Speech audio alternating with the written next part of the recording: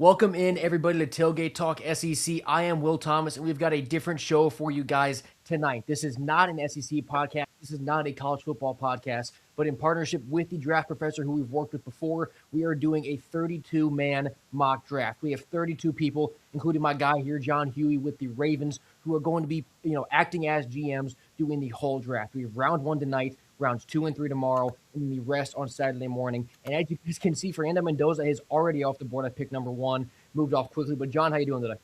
Good. How are you? I'm doing great. I'm excited to be here, man. So just take us through real quick as the Ravens, what are the needs that you're looking to address today? Just because your first pick, I believe, is number 14. So just what are you wanting to address today, and who are you hoping falls to you, maybe?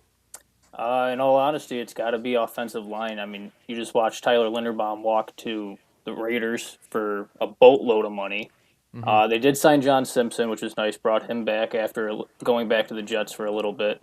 But Andrew Voorhees, he showed some signs of being a capable starting lineman. But other than that, Falele was a liability. So getting him out of there, losing Linderbaum, now your entire interior offensive line is essentially blown up.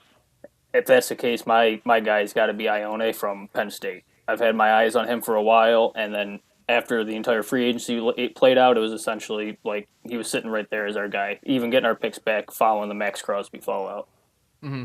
Yeah, he's a real good player. And just some of the other needs for the Ravens, it looks like receiver is also probably a position that they should look at. So are there any receivers that are really jumping out at you right now as someone that you think you want to pick up?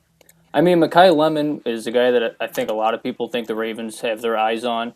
I like Zachariah Branch as a late pick. I don't want to see them go early on receiver as much as they've seen it in mock drafts. The Ravens have only really hit on one first round receiver, which is Zay Flowers. Mm-hmm. Bateman had 12 touchdowns 2 years ago. That was his big highlight. Very bad year last year.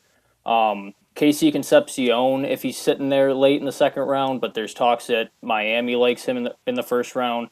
So I mean, there's definitely a deep receiver class this year compared to years past. So I'm definitely excited to see if they can address it. And I'd say second or third round. Mm-hmm. And we do have our second pick coming in is David Bailey off the edge from Texas Tech going to the New York Jets. What do you think of that pick? David Bailey, two. That's I mean I had him as a first round grade for sure, but I didn't think he'd be that early. Same. There's people who think he's got what's the word I'm looking for. I don't want to say maturity issues, but he's had some questionable things come out, especially in the last week with the photographer issue on Mm-hmm. Twitter that came out. But two is definitely early, I would say. For sure, for sure. So as we wait here for pick number 3, going from the Cardinals, just going back to your talking about the interior of the offensive line and that need, a guy like Keelan Rutledge from Georgia Tech, I've actually seen him up close. I've gotten to see how he's been able to play. Have you looked that much at him? Like, what do you think of him as a prospect? I have. I'm trying to look at here. I've got him on my big board. I did get to catch a little bit of his tape. I'm just trying to find where I've got him here, and I lost it. But yeah, where did he go? I apologize. No worries. I had him on here. Now I cannot find where he is on my big board. But yeah, I did see some of his tape. I do like Rutledge. I saw him especially during the combine. He popped a lot of eyes for people. Mm-hmm. But yeah, I need an offensive guard that can start immediately and not a developmental guy. Mm-hmm. And just keep going with the Ravens here. I mean, one of the also really popular picks or positions of need for you guys is defensive tackle. Is there someone at that position that you like a lot more than others? Peter Woods. I've liked Peter Woods since the beginning. People say he's small, but they said the same thing about Aaron Donald. I like the fact that 21 tackles last year on a bad team, 3 sacks, 15 pressures. Clemson obviously did not live up to the expectations. Mm-hmm. I like the fact that he can play from a 3 or a 5 tech as well. And with the unsurety of Namdi Matabike right now, getting a guy next to Travis Jones, who we just extended, is I think very crucial to keeping that front seven developing well under now Jesse Mentor. Mm-hmm. Is there anybody that, we won't see go today, but someone that maybe you're targeting even as late as rounds 4 through 7 on Saturday morning? Like, who's kind of your sleeper late round guy that you're either hoping you can get in this mock or just that the Baltimore goes and gets for real? I would like to see Nick Singleton. I Mm-hmm. would. Running back wise, I do like Jeremiah Love. Obviously, not falling to us. Jadarian Price, I think, is going to go a lot higher than I would like to see. but I do like Nick Singleton. I think similar to Clemson, Penn State was definitely underwhelming last year, so a lot of people just didn't get to see these guys play. I've got Singleton as my 73rd ranked guy on my board. 13 touchdowns last year on 547 yards, only 124 carries, but he's got 41.2% contested catch rate, so he can also get some catches out of the backfield with pressure coming off the edge. Yeah, he's definitely one of the more underrated backs, I think, which is kind of hard to think about because of how highly rated he is. But I do think people are sleeping on what he can do. At pick 3 for the Cardinals here, we had a trade put into the pick tab. I'm not really sure what that means. We'll see how that plays out. But just going back to Baltimore for a second, not even draft related. The biggest headline after the Max Crosby thing was Trey Hendrickson. What do you think about adding him to your defensive line? I like the pickup, especially the fact that we lost Crosby. I There's a lot of rumors. The rumors are that Hendrickson thought he was signing with Baltimore to play next to Crosby. If all is true that it was a knee issue, I'm happy getting our picks and then transitioning to just Trey Hendrickson. Mike Green needs another veteran next to him to develop with. Same with Tavius Robinson. They've got two very young and talented edge rushers, and I think they finished with 22 sacks last year, lowest in the league. Their pass rush was gone. They had nothing last year. After Matabike left, there was no pressure anymore. Yeah. Are there any pass rushers in this class that you think Baltimore might want to go after? Probably not with this first pick, obviously, you guys have, but maybe down the line a little bit. Is there a pass rusher you think that's like a middle round kind of guy who could come contribute early on? I obviously everybody's got him as a high pick, but they've seen him slide. I do like Ruben Bain, but I like Romello Height from Texas Tech as well. 9 sacks last year. Almost everybody, it seems like, on that Texas Tech front seven was just dominating and getting to the quarterback.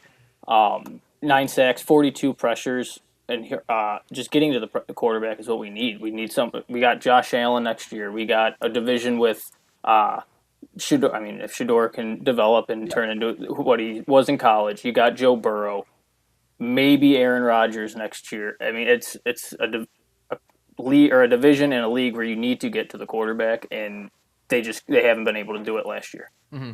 Yeah, talking about those Texas Tech guys, I mean, I got to go see Big Lee Hunter up close at the Senior Bowl, and he was moving almost faster than their edges at times, even though he's that big guy in the middle of the defensive line. So getting somebody from Texas Tech does seem like it'd be a pretty good option. We finally have that third pick coming in. It was traded to the Giants, and they go Sonny Styles from Ohio State.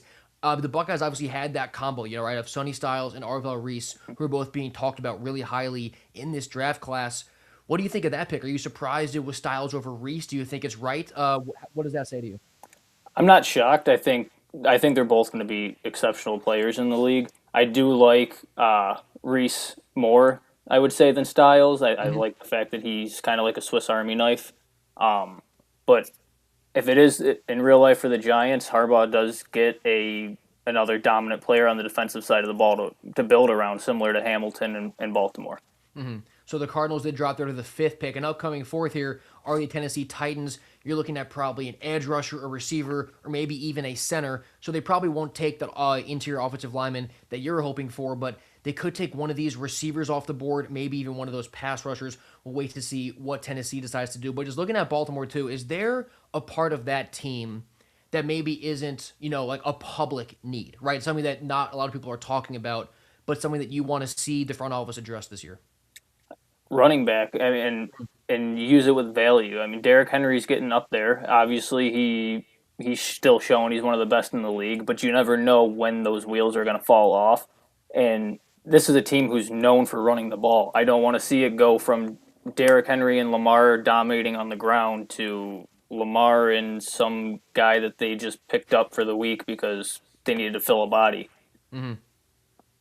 Definitely. So, one of those projections here at Tennessee Titans is Jeremy Bernard, a receiver from Alabama. What do you think of him as a player? Obviously coming out of a Bama team that really kind of struggled a bit offensively this year because of that offensive line, the pass pro, and with the lack of a running game. We could even talk about Ty Simpson after this too and his draft value. But what do you think about Jeremy Bernard as a potential pick here for the Titans? Did he go? I can't see the board on. Oh no, sorry. I was just talking about as he's been mocked there in some other situations. So I was wondering if he might.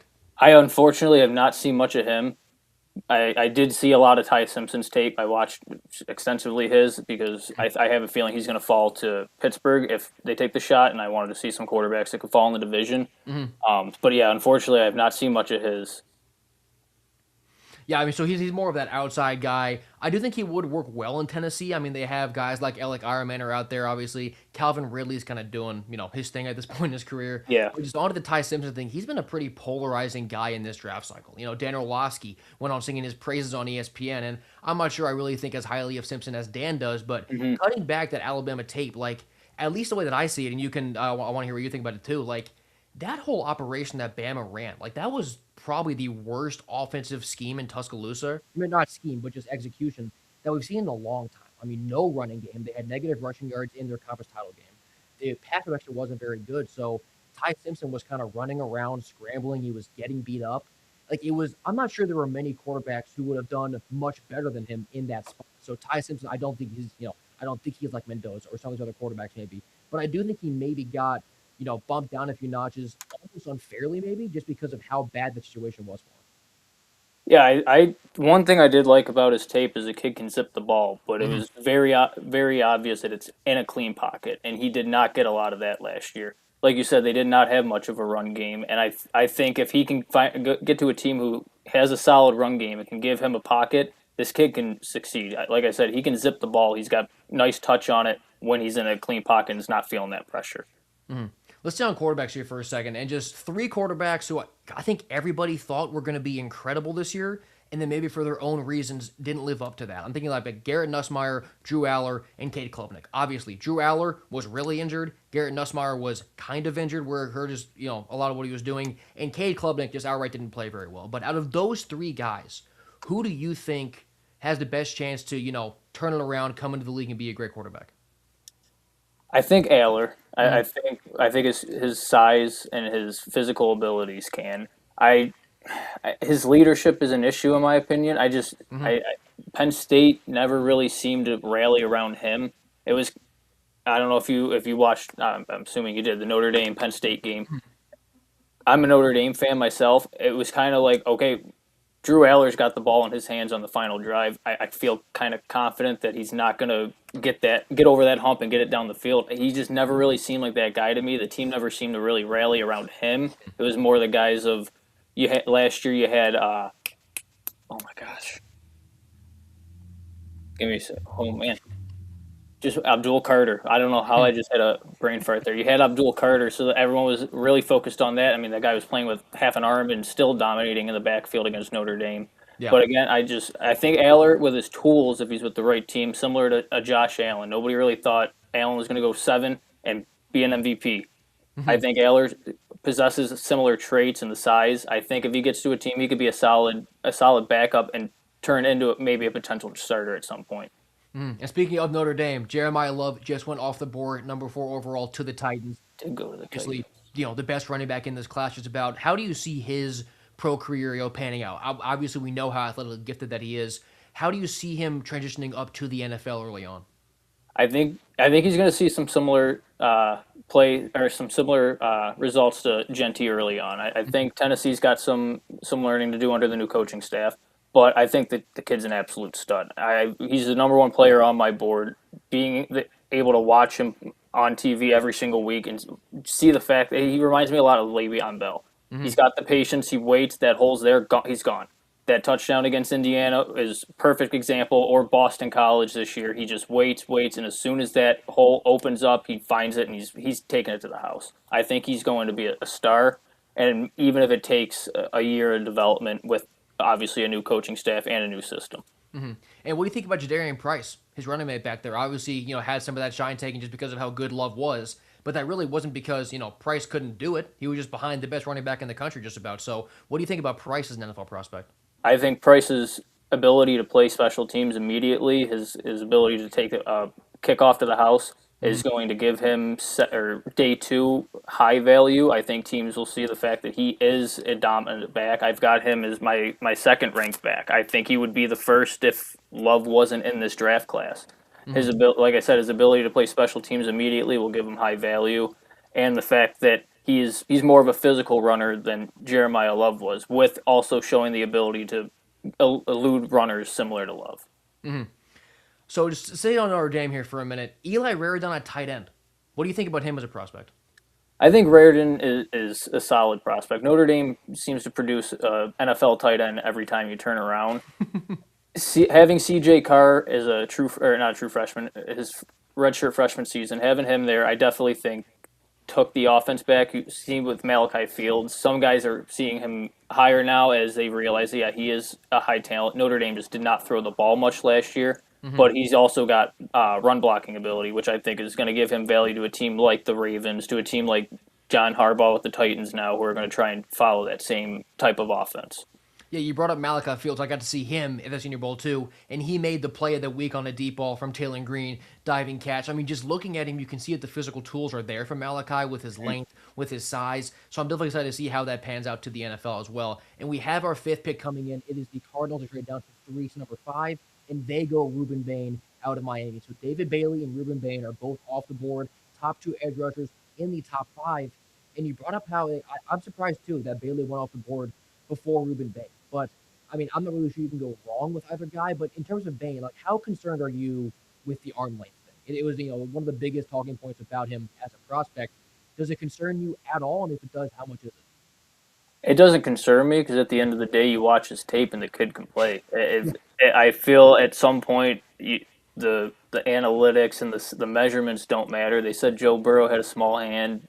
Dude can sling it. Ruben Bain can get around the edge. He can get to the quarterback, and that's what teams need. That kid can play, and I don't think his arms are going to be that big of a deal. Yeah, I mean, measurables obviously do matter. We do them for a reason, but they don't matter enough to, in my opinion, either, take him down a board because of how good he's been playing. So up next on the clock are the Cleveland Browns. We talked about Shador Sanders there. They also have Dylan Gabriel. They have a lot of names in that quarterback room, but a lot of these mock drafts also still have them needing a quarterback. So do you think there's a world that either in this mock here, actually we have their pick right now, they took Carnell Tate at receiver, so we'll talk about that in a second, but do you think there's a world that the Browns, I mean maybe just later in the draft, take another quarterback to fill in that room? I don't. I think Todd Monken really does like Shador. Ravens wanted him last year, and then it came out right after Monken got hired that he was the guy who wanted to make that pick. I think he wants at least a year with Shador, see what he can do. We saw what he did with Lamar in MVP season. Should have been a second MVP season, and then obviously injuries cost what could have been a special third season. But I think Monken's going to get a shot with Shador, see what he can do, how he can develop him, and then especially next year with the quarterback class that I think is a lot more loaded than we're seeing this season.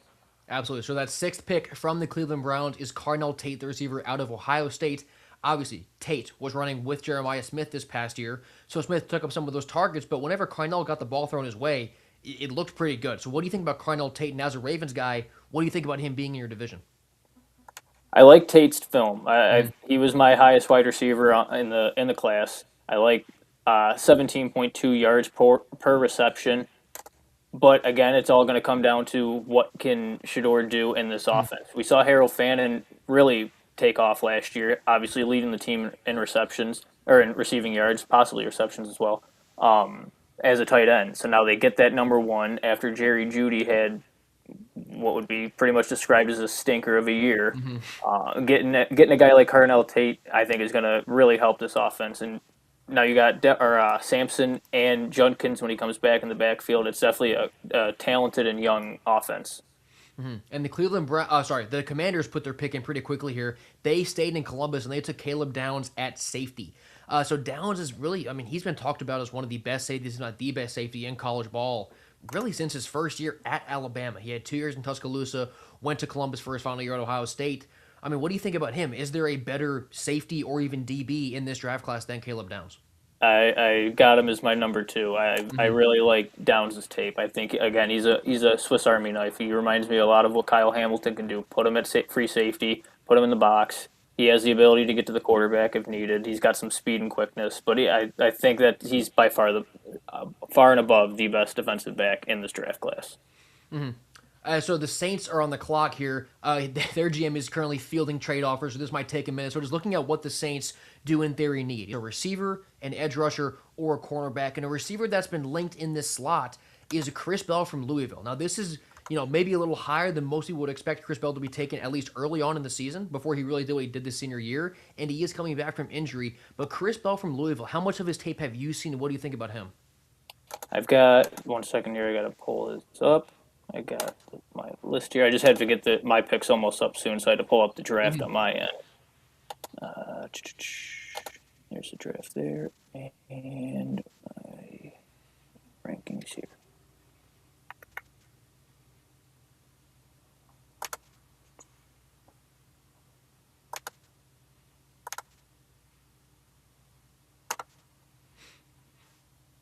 All right, now that I got the draft all set up. I did Bell. The ACL tear worries me. Yeah. Obviously, I mean, I've seen it with the Ravens. They take guys early who have injuries, and it doesn't play out. And I try to, as a fan, hope that my teams stay away from the injuries if they're that serious.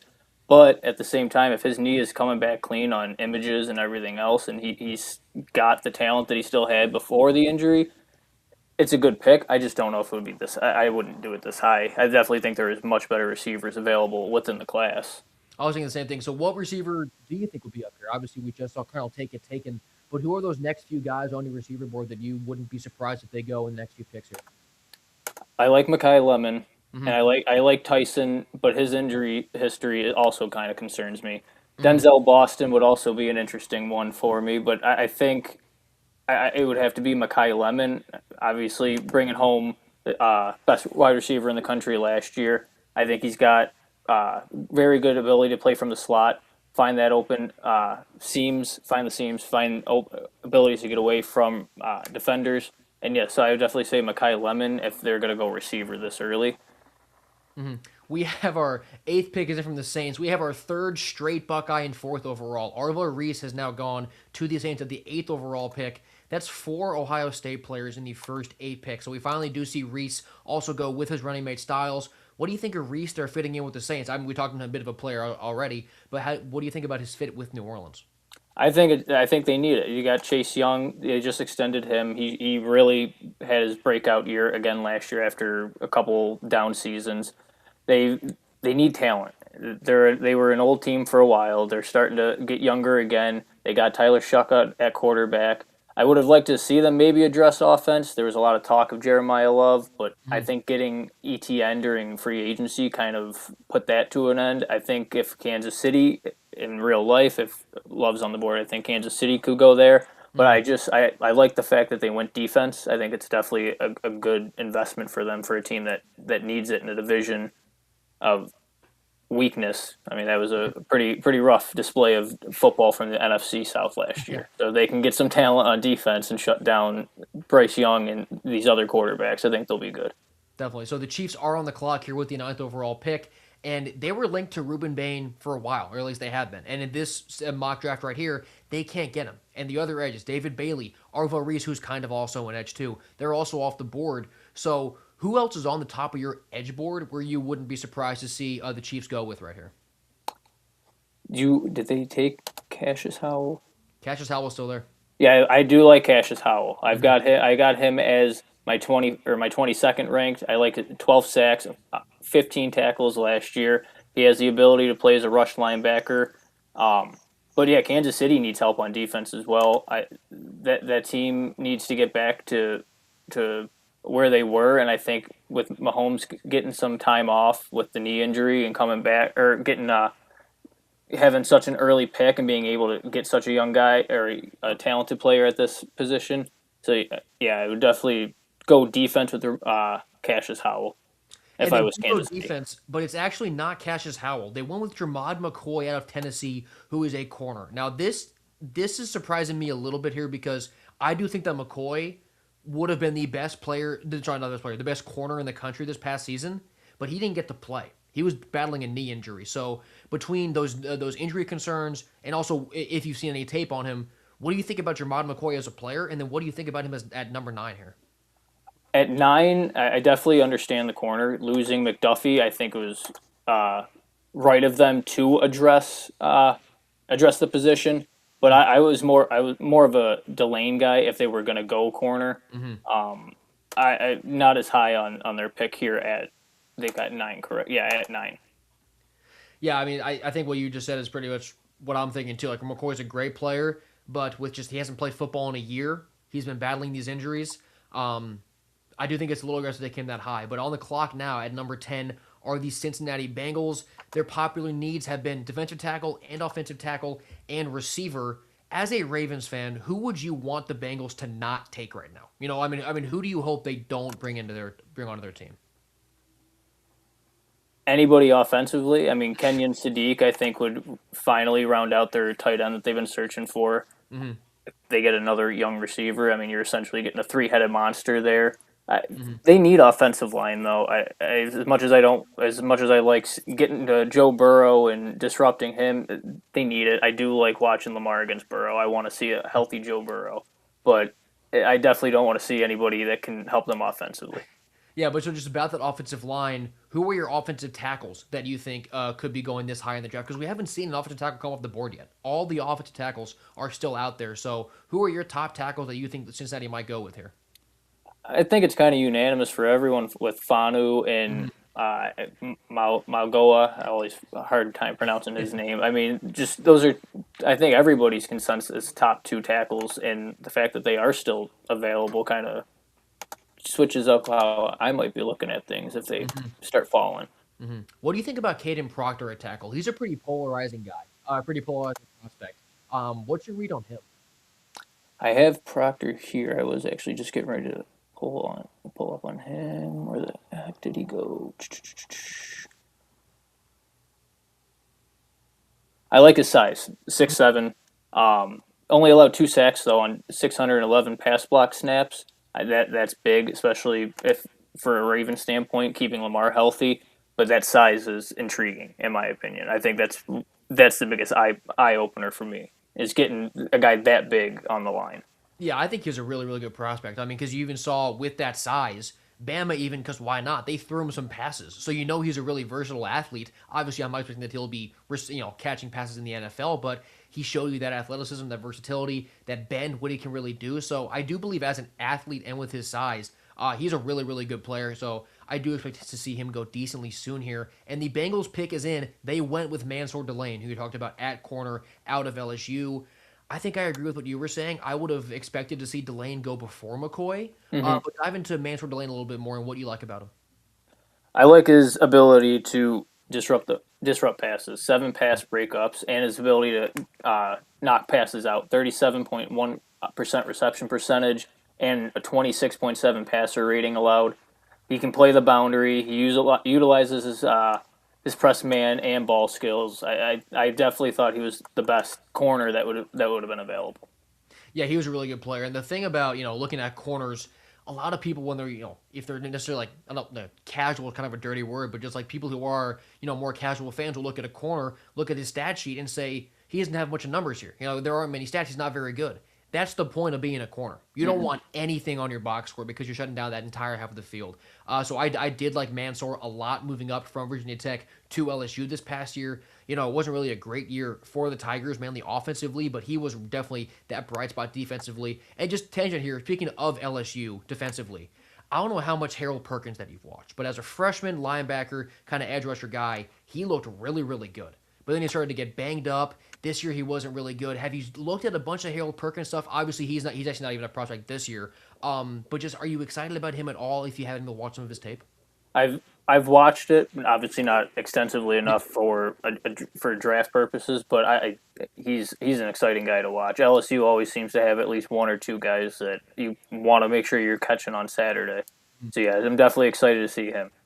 Yeah, I like him a lot. I hope that he gets put into the role that he's comfortable in. They haven't. I don't think they've been putting him at the right positions in the past 2 years. Obviously, he's been banged up too. But I mean, you look at some of his highlight plays. I mean, he sealed the game on the road against Clemson last year. Absolutely hawking down Kate Klubnik. Like he just kind of has that alien-like athleticism that you just kind of have to take a chance on if you're an NFL GM. But right now, on the clock, back to this year's draft class, the Dolphins are getting ready to pick at number 11. Their needs look to be guys, receivers, edges, corners. We have 3 edges already gone, though. David Bailey is gone. Ruben Bain is gone. Arvo Reese, if you want to call him an edge, is gone. So do you think that the Dolphins here, let's say this is how it played out, would they go for the 4th best edge on the board, or would they maybe go after a receiver in the spot? Because in this mock, we only have one receiver off the board. It was Carnell Tate. I mean, receiver would be interesting. Malik Willis is their big signing, their big free agent signing. So getting him a weapon now after getting rid of Waddle and the uncertainty of Tyreek Hill's future. Mm-hmm. Receiver would definitely be interesting, but at the same time, I think they also need help on the offensive line. Getting a tackle or a guard for Willis for now, and then for your future quarterback if they decide to go invest next year or in the following draft class. Mm-hmm. Let's talk about some corners here because that's also where Miami might go. We've talked about McCoy, we talked about Delane, but I haven't really asked you about the rest of your corner board. Who are some other corners that you've gotten really excited about? I like Terrell's game, but I really do like Chris Johnson from San Diego State. 44 tackles, 4 interceptions. I think he is a true boundary corner. He's got great skills, great awareness in zone, and he's got speed. He's got speed to be able to match on the outside as well. But I think he is a true boundary corner. I would definitely say he's one of my higher corners in this class. Obviously, Avion Terrell is going to get his flowers from people playing in Clemson just like the same way with LSU. Seems to always keep producing some of these top defensive guys in the draft. But I would definitely say Chris Johnson is one of my more exciting guys that I'm excited to see where he goes, I should say. Yeah, I agree. Once he popped up on my radar, I started to like him a lot too. So we're at pick 11 here with Miami, still waiting on him. You're down there at pick 14, but you're pretty close to coming up. What are you thinking right now, looking at who's been picked, what positions, what names? Where's your mind at right now, a few spots ahead of your pick? Just keep falling. I'm just hoping Ione falls right to me. Mm-hmm. If he doesn't, I like the fact that I've still got options. I've got top receivers there. I've got 2 top tackles still sitting there on the board. Mm-hmm. Ronnie Stanley's getting up there in age. He just signed that 3-year extension and then turned it around with a pretty disappointing season last year. Mm-hmm. So yeah, I definitely like the fact that my guy's sitting there, and I still got a lot of the top options sitting on the board. Mm-hmm. I hate to say, but he did just lose one. Maui Goa just went to the Miami Dolphins, so he went from playing his college games in Hard Rock, he'll be playing his pro games there too, being at Miami. So Francis Maui Goa, our first offensive tackle, is officially off the board to Miami, and an immediate second pick, the Cowboys at number 12, they take Kenyon Sadiq, the tight end from Oregon. So between Maui Goa and Sadiq there, just give me your thoughts on Francis staying at Miami, and then the Cowboys going with Kenyon Sadiq, who you brought up earlier. I like Malagoa, but I do like that Sadiq pick. There's a lot of talk that the Ravens have been linked to him. I like his size and his speed, but Malagoa staying in Miami. I mean, that would be in my opinion perfect for him. That's a big guy that can play the tackle immediately and start in essentially day one. Yeah, I'd imagine getting to not move at all from college to the pros is a pretty good feeling for a player. And at 13, the Los Angeles Rams, they picked pretty quick too, so now you're on the clock, but they go with Makai Lemon from USC at receiver. So in those past 3 picks that happened really quickly, Francis Mauigoa, Kenyon Sadiq, and Makai Lemon out of USC. So John, you are now on the clock. I'm going to sit back and just let you walk us through your process here as you make this pick. Are we typing these in? Yeah, do you see it on the stream? Yeah, I'm on it. No, I was just making sure that I was typing this in. Perfect. Alrighty. I'm grabbing my offensive guard here. Mm-hmm. Without a doubt. I'm shoring up my O-line for a bit and then worrying about center later on. We got John Simpson and Ione sitting there at the guard position. All right. Let me get my screen here so I can type his name correctly. Pull that down and go to the draft.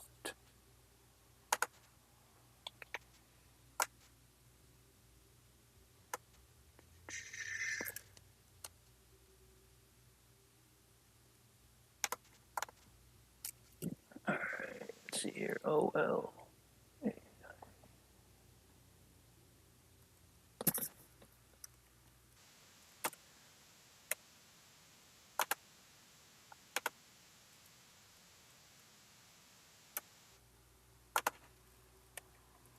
So the pick is in. John takes first name. I'm not going to try and pronounce, but I know the offensive guard is going to Baltimore. So just really dive into him here. I'll let you really go off on everything you like about his game. This is your first round pick. Just take me through everything you liked about what you saw on his tape, him as a prospect, and why you think he's such a great fit in Baltimore. I mean, just last season alone, 614 snaps and not a single sack allowed. Mm-hmm. I think the guy is an immediate starter, plug and play. like I said, you lost Linderbaum. Losing Falele as a from a fan standpoint, that's a okay. Hmm. Voorhees is the questionable one, but you, like I said, you brought in John Simpson. You now shoring it up with Ione.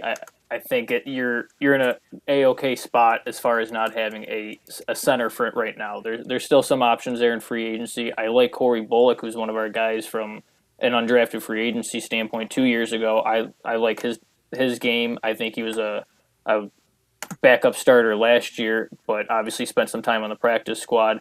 But I think Ione grabbing him would just be an immediate home run pick for him. It shores up that offensive line, like I said, that really needed it last year. We watched Lamar run for his life essentially every week. Hmm. Definitely. All right. So, I mean, you're welcome to stick around as you go through the rest of this first round, but that is the Ravens pick. You all good with that? And on the clock now is the Tampa Bay Buccaneers. So, you want to stick around? You want to head out? Whatever you want to do. I'm ready for it. I will be back in a bit. I'm gonna go eat and relax for about 5 minutes, and I will text you back. Perfect. Sounds good. Thank you very See much. you, John. So we're about halfway through this first round in our epic mock draft. The Ravens just picked Olivega Leon, Ion, someone like that. Um, but the big offensive guard is now going to be a Baltimore Raven. And and now we got the Tampa Bay Buccaneers who are on the clock. Their top three needs, looking at guys on guys at the edge position, at linebacker, at tight end, and the edges. We talked about it there when John was here. Like a lot of them are going. David Bailey, Ruben Bain, Arvell Reese. So you have a lot of edges, who are already off the board. But Cassius Howell is a name that John brought up, who is still there. He's a guy who I really like. I mean, his season at A&M was very impressive. And looking at the one highlight that really made that sold me on Cassius Howell was the clip of the LSU game where in between snaps he sacks Nussmeier, and then as they're lining up, he's ripping the LSU guy's ear off, telling him how long of a night it's going to be. So just that swagger, that mentality, that's something that I love to see from any football player, but especially on the defensive side as a pass rusher. That's just really what sells me on. You have the attitude, you have the mentality to be an incredible player in the NFL. The Tampa Bay Buccaneers, they are currently on the clock. As a Falcons fan myself, this being in my division, a guy like Jacob Rodriguez at linebacker, that's something that I don't really want to see because Jacob Rodriguez, both at Texas Tech and then when I got to see him up close to the Senior Bowl, I mean, the ball just finds his hands, which as a linebacker is terrifying for an offense. I mean, he is just always in a spot to make a play. He's constantly turning offenses over, whether it's getting in passing lanes and picking the ball off or just punching the ball out. He's almost perfected that punch out. So the ball is never, ever safe around him. So as a Falcons fan, that would terrify me. But, other guys like at tight end, there's not really a tight end that would scare me at this point because Kenny Stig is off the board. I mean, there are some decent tight ends on the board. I was talking with John about Eli Raridon. Eli Stowers from Vanderbilt, he's a really good player. Jaron Kanak from Oklahoma, not quite, that threatening. Oscar Delp from Georgia is a guy who's been getting a good bit of hype. I do believe he's a solid ball player, but Georgia, just the passing offense wasn't that explosive, at least not the tight ends last year, just because of how it was run. So Oscar Delp, I do believe, is also one of those intriguing players just because we early on in his career, he was really dangerous. And that was kind of when he was there with Brock Bowers. And Kirby Smart would play them both at the same time. So you'd have all that attention on Bowers, and then Delp was kind of one-on-one against a weaker cover guy, and he was really able to do his damage. Oscar Delp is a player that I think could do a lot of damage in the NFL, kind of as that tight end one when he's in a scheme that will allow him to really be a heavy passing game presence. So that'll be interesting as well. But Tampa's still on the clock. It looks like we might be getting a pick here coming up. We've only seen the one quarterback go. We've only seen Fernando Mendoza, who was the first pick. I mean, his name was in this spreadsheet, I think, for the past week and a half. Like, that was never, ever going to be anything different. And we talked with John about those three quarterbacks, Klubnik, Aller, and Nussmeier. A guy I'm interested in, though, we talked about Ty Simpson. I don't believe this is a guy that goes first round, but Taylon Green from Arkansas. He is an alien of a player. And in my opinion, when you have the opportunity to draft aliens, maybe not in the first round, but somewhere down the line, you have to be willing to take a chance on him. Because if Talon's able to develop the skills, right, like develop true, sharp passing skills, consistent reading of the field, that would make it, I mean, he's unstoppable. he would really be who we thought Anthony Richardson could be. But he's taller, faster, even more athletic. Because just cutting the tape, you watch Arkansas last year. Him and his running back Mike Washington, who's also in this draft class. Arkansas was horrible. They won 2 games. But their offense in both yards per game and in points per game was like among the top in the country. So it wasn't because of what Green and Washington were doing. In fact, they were doing all of that really in spite of the rest of their team. So it was just incredible to watch those two play. Just knowing that, man, I mean, if these two guys were playing at an LSU or an Alabama or a Georgia, like how good they would be, they'd both be in the Heisman race, I think. And so Tampa's pick looks like it is coming in here. We don't have a name, but we have a position. I'm not sure what to do with that, but it looks like it's going to be another edge rusher. We talked about that being a need that Tampa has. There's A&M. Tampa Bay is going with Cassius Howell. So, I mean, I just talked about Cassius. I just talked about how he both has the physical intangibles, but also the mental intangibles to where he has, a few screws loose in a good way, because that really is something that can be good, especially as a lineman. So Tampa Bay is going with Cassius Howell, and that puts the New York Jets back on the clock. They took David Bailey at edge to start this one off. And that was kind of surprising to both me and John. It seemed like that was a little bit high for him. But their other needs, wide receiver and quarterback. Their quarterback that they would, in theory, have gotten at 2 if possible is gone, Mendoza. I don't think that he falls to number 2 in the real draft, and he didn't today. So do they go with wide receiver? Do they take one of these guys? We saw that Makai Lemon is off the board. Carnell Tate is off the board. But we discussed Chris Bell. A guy like Caleb Douglas out of Texas Tech. He's kind of a game breaker. Antonio Williams out of Clemson. He kind of wish he got a little bit more. I'm not really sure that he's a pick at this point in the draft. But a guy like Elijah Surratt out of Indiana. He's kind of falling down draft boards a little bit. And I don't think that I don't think that I mind that. I do believe that he's kind of just a very niche player in where he can do, those big-bodied receiver duties pretty well, but he's not really a versatile guy, so I'd be very surprised if he went now. But like Jacoby Lane is out there. Jeremy Bernard, like we talked about, is out there. Jordan Tyson's still out there. Casey Concepcion's still out there. There are so many great names at receiver still out there. John's guy, Malachi Fields, still out there. So if the Jets do go receiver, those are some of the guys they could go with. But then talking about quarterbacks, this is kind of where Ty Simpson's name has been popping up a little bit. Do the Jets take Ty Simpson in one of their first 2 picks, whether that's at number 2, whether that's at number 16, whether they trade up or down knowing they'll get Ty Simpson at that spot? I talked about it with John. Man, I mean, Alabama's operation as a whole was just so bad. It was horrible, whether it was the pass pro or the running game. None of it was good. And I do believe what I said. If Mendoza was there in Alabama's offense, I believe he would have looked the same as Ty Simpson. I do. That situation was horrible. No quarterback can function when they're not getting protected and when there's no running game to offset being ready for the pass. I mean, it was so obvious with Alabama past week 3 that they can't run it and they can't throw it deep. So they're playing the whole game in this 3 to 10 yard window past the line of scrimmage, and it's through the air. And defenses pick up on that. So they know exactly what to guard. They know how to guard it. So Ty's being forced to, under immense pressure, constantly deliver balls into close, tight windows that corners are expecting. And when he did hit guys downfield, there were drop issues. There were fumble issues. Really, everything went wrong for Alabama offensively last year. And we're not used to seeing that.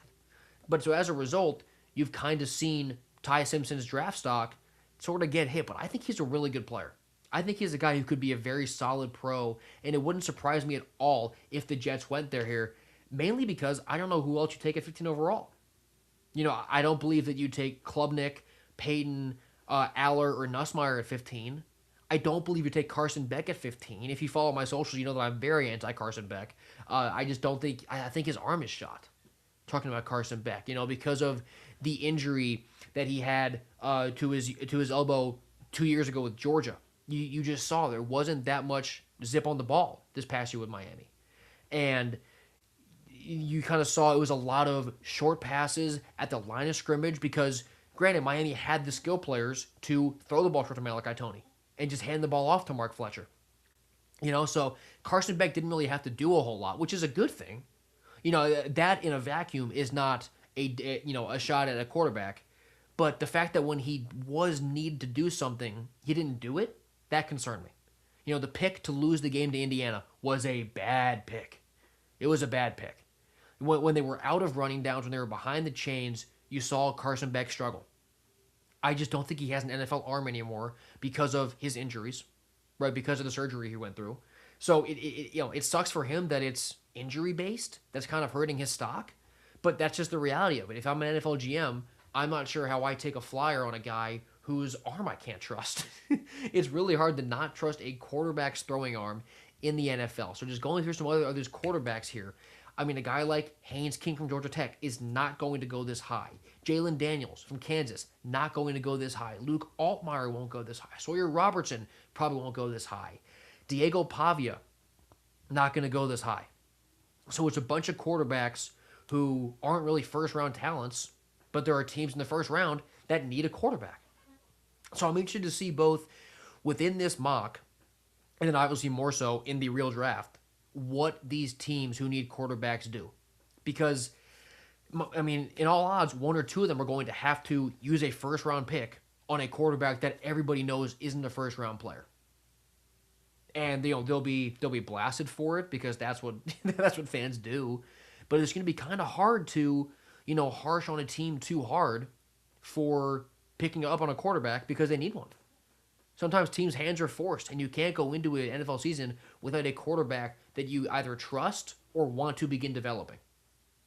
It's really, really tricky. So we'll see what the Jets do here. My guy Steve is normally fast. Come on, Steve. Give me something to talk about. The people need content.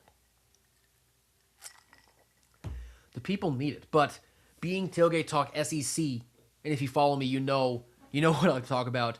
Just some SEC guys that I am really high on in this draft overall. I mean, Chris Brazzell, there's you from Tennessee. He is a big-time jump ball guy. I'll talk about him and Berrien Brown together, actually. Berrien Brown from LSU, a receiver. Chris Brazzell, the second from Tennessee, is a receiver.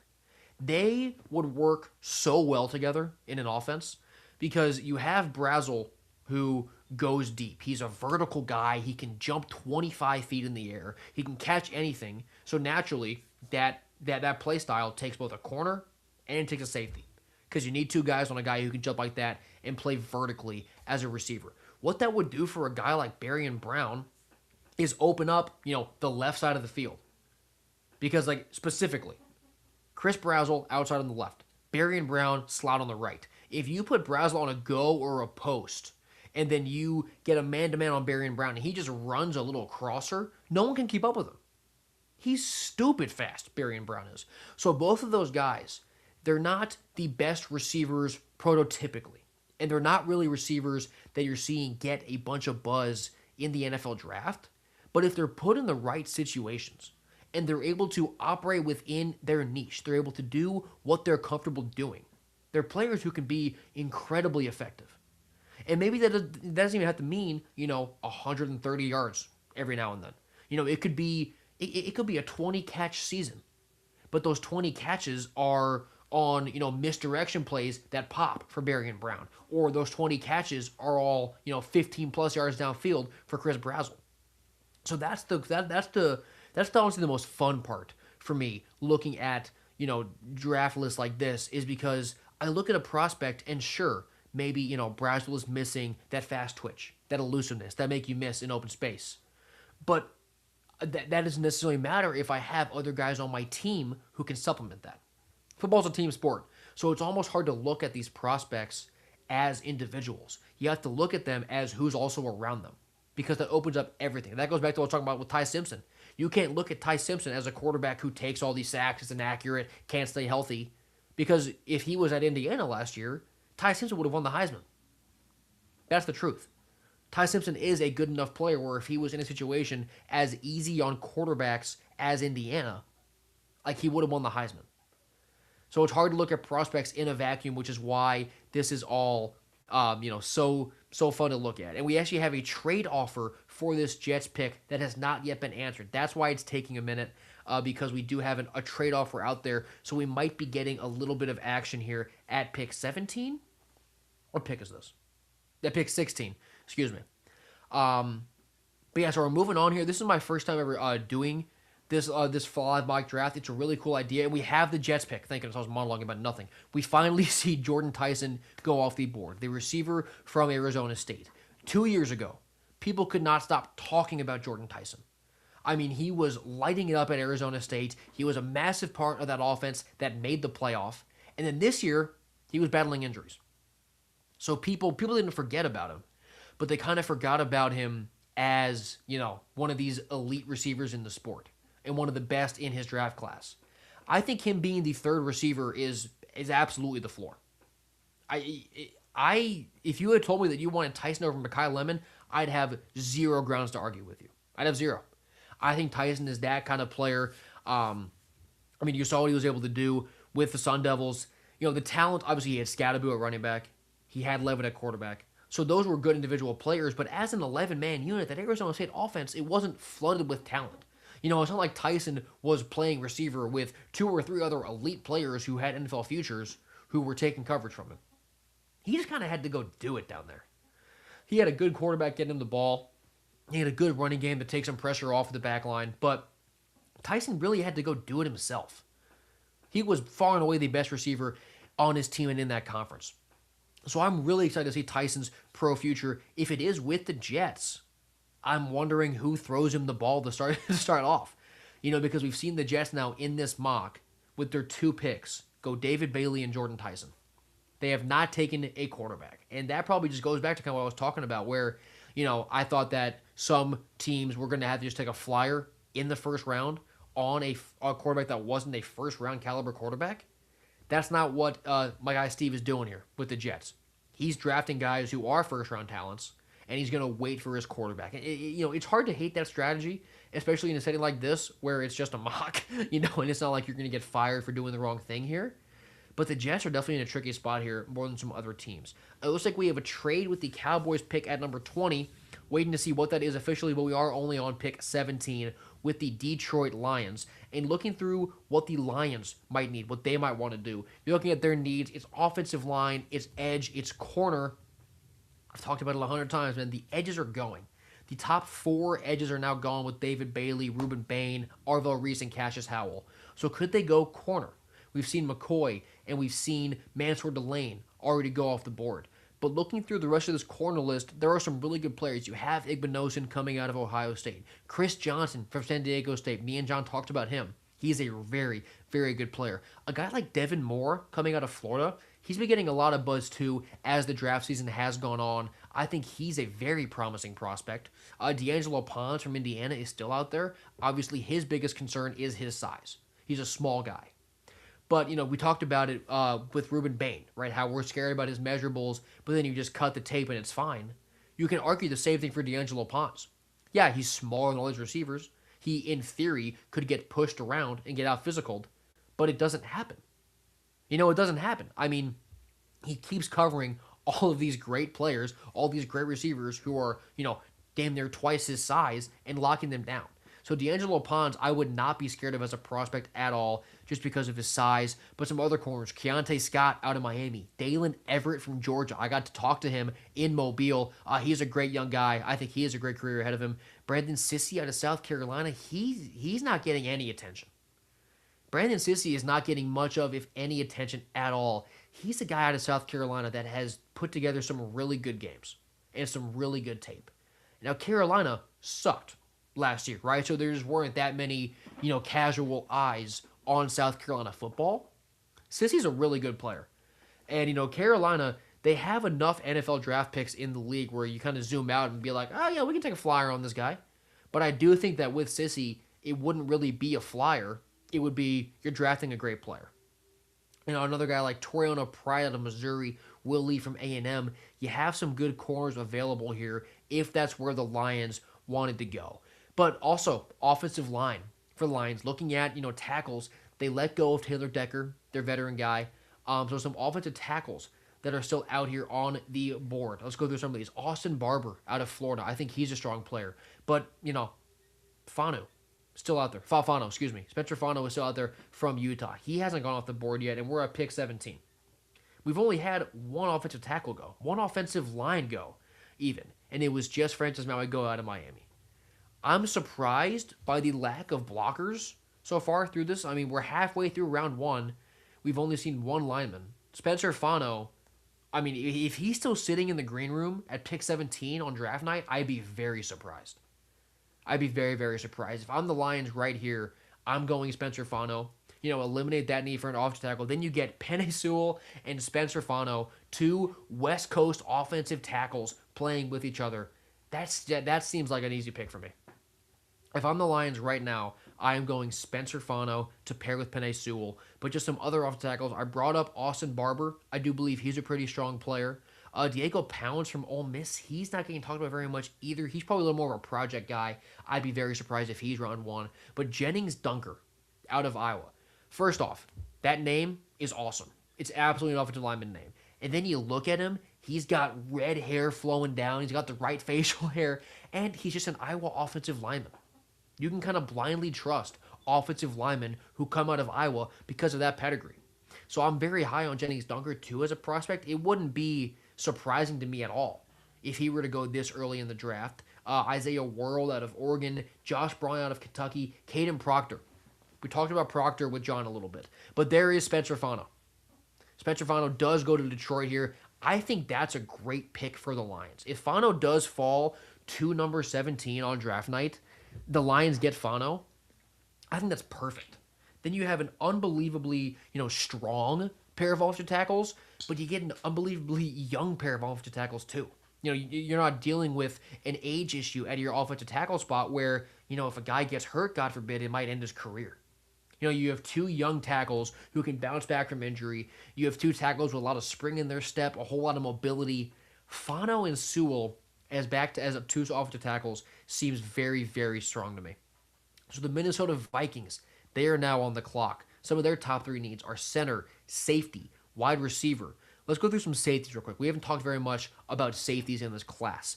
But, Caleb Downs, obviously. Best safety, arguably the best overall player on the defensive side in this class. He's the only safety gone in this mock draft here. So Bud Clark from TCU, he's still there. I got to see him up close in Mobile. I was very impressed with what I saw from him.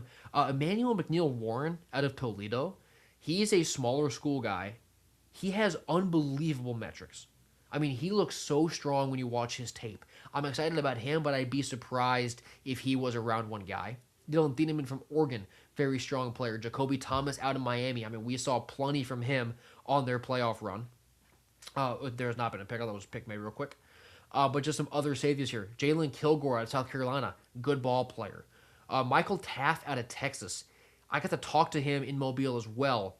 He was out there to prove everybody wrong, right? Because when I just said Michael Taft, and you guys pictured him, I'm sure you thought what he's trying to prove wrong, where he's not that prototypical white defensive back there who can't really hang with everybody else. And I believe him. Seeing his gameplay at Texas, watching his tape, getting to see him up close, hear his pads pop, hear the kind of leader that he is.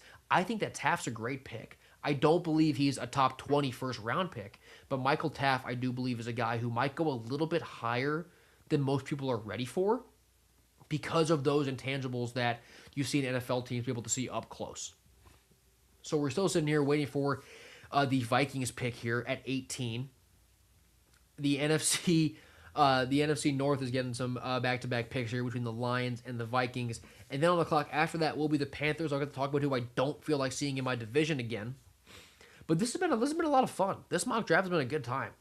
Just getting to, just go through this whole big board, see who's still there, really be with it in real time, get a sense for how all these other guys really do see these prospects. I've talked too much of them before on previous shows, where obviously, we'll just grade out our prospects, talk about what we like, what we don't like. But you don't really know who, really thinks what of certain prospects until you get to a situation like this, where, you have an 8-minute clock to make this pick. So sure, it's fake, it's a mock draft, but there's still pressure there, especially if, your guy goes a pick before. It can be really hard to then bounce back, realize what you want, where you want them. Are you reaching? Are you getting value?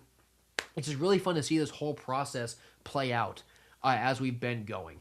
We still have that there is a trade at 20 for Dallas Cowboys that I don't really know what's going on. And that's why we're waiting, actually. I just talked about, getting your pick sniped. Carolina Panthers just got sniped. They want to move back in this draft, so we'll see if there's a trade there. But the Panthers, they wanted Fano. He's 2 picks away. He is looking now to trade back because of how much pressure there is in this spot. We're seeing some issue with the spreadsheet here. That's expected when there's this many people working it at the same time. But let's just keep going through Minnesota here. At center, that's another position of need for the Vikings. Obviously, you have a decently young team. You're looking for guys you can really keep building around. And at center, a guy like Jake Slaughter, also from Florida.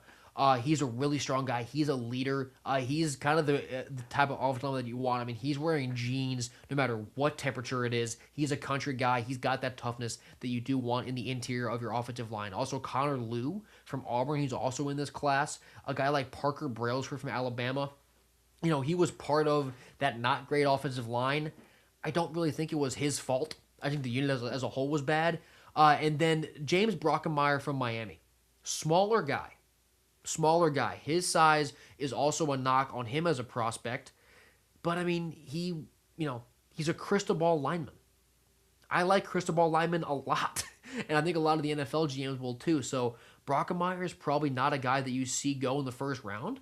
But I do believe that he's a very intriguing prospect because of what you've seen on tape. And then Pat Coogan out of Indiana, obviously. He was part of that offensive line that won Rose Bowl MVP for Indiana because of how dominant they were in that game against Alabama's talented front. Coogan will also be very interesting. So we're still waiting here on the Vikings pick. There we go. We have our spreadsheet back.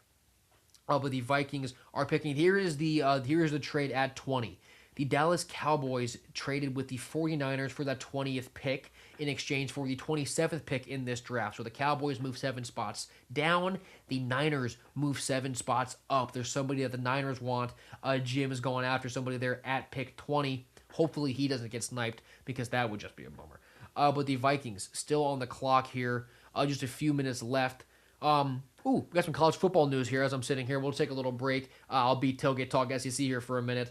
The Florida Gators, they got a big-time commit 5-star offensive lineman yesterday, and they just picked up 4-star quarterback David Davidson. He's from Sarasota. He's from the state of Florida. This commitment, it was known for the past few days, so Gator fans, Gator insiders, they were getting pretty excited about this week. Florida's getting hot on the trail, man. Summerall's got that culture really established. Just a quick dose of college football news for you guys here in the middle of this mock draft. David Davidson, 4-star quarterback, has committed to Florida. Back-to-back days with a blue chip recruit for Summerall and the Gators. We'll see how Gainesville looks this year, but back to the mock draft. Vikings, still on the clock. We talked about how they need a center, a safety, a wide receiver. Who are some wide receivers that we think that Minnesota could take here? C.J. Daniels, I haven't brought him up yet, from Miami. He was at Liberty, then he went to LSU, and then he was at Miami this past year with Carson Beck. He's that more physical receiver. He's not really quick on his feet, but it's not his speed isn't a liability by any means. It looks like we might be getting a pick here from Minnesota, and there is Dylan Thieneman. We were talking about him just a few minutes ago, the safety out of Oregon. Minnesota does go safety, and they'll take Thieneman to try and bolster their defense. So they do go DB. They take who, in their opinion, was the second best safety on the board after Caleb Downs. And look, Thieneman's a great player, but the gap between 1 and 2, outside of quarterback, I'm not sure there's a bigger gap between 1 and 2 than there is at safety in this draft class. Obviously, the gap between 1 and 2 at quarterback is massive. We haven't seen a quarterback taken yet since Mendoza was first overall. But Dylan Thieneman, really good player. You know he's not Caleb Downs, but you know that you are getting a very strong, very physical player. So Thieneman goes to the Vikings, and now we have the Carolina Panthers on the clock. Once again, my guy Raj there, he was sniped when Spencer Fano was taken a few picks ahead of him. So looking at the Panthers and what they need, safety, wide receiver, and edge, those are very, very popular picks. So Thieneman just off the board as a safety. Could you see Carolina stick with safety and go a guy like A.J. Halsey from LSU?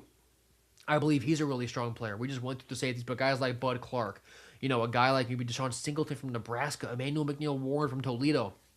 There's a lot of good players still at safety, even Jacoby Thomas. But if they wanted to go with an edge, the edges who are still on the board, man, we're running out of players. Akeem Mesidor from Miami, he is still there. A guy like George Gums from Florida, he's still there. Now, Gums, I'm not really sure I see him going this high. A guy who I would probably see go over him are two Auburn guys, and Keldrick Falk and Kerryon Crawford. Now Kerryon Crawford, he's horrifying. I walked by him in Mobile.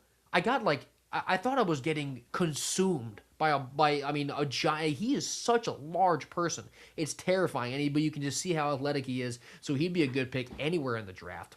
Some other edges. LT Overton from Alabama. He was battling, not necessarily injuries, but some illnesses late in the year. But he's had a strong showing. R. Mason Thomas from Oklahoma. He's really intriguing to me. He's very intriguing to me. He was Oklahoma's arguably their strongest player on that really, really loaded defense for the Sooners last year. But guys like T.J. Parker from Clemson, I'm surprised he's still on the board. If I had to put money on it right now, I think that the Carolina goes with T.J. Parker off the edge. He was dominant in Mobile. Clemson wasn't great as a whole this year, but when you watch his individual plays, you watch his athleticism, you just take a look at his tape for a few minutes. He does things that people don't do. I mean, the way that he can bend, the way that he can rip. I'll say that TJ Parker is the pick for Carolina right now. Keep him pretty close to home, just a 2-hour drive away there from Clemson. But Zion Young, also there out of Missouri. He was a really good tandem with with Damon Wilson, who's now at Miami. He portaled to Miami. But Zion Young is a very, very dangerous player.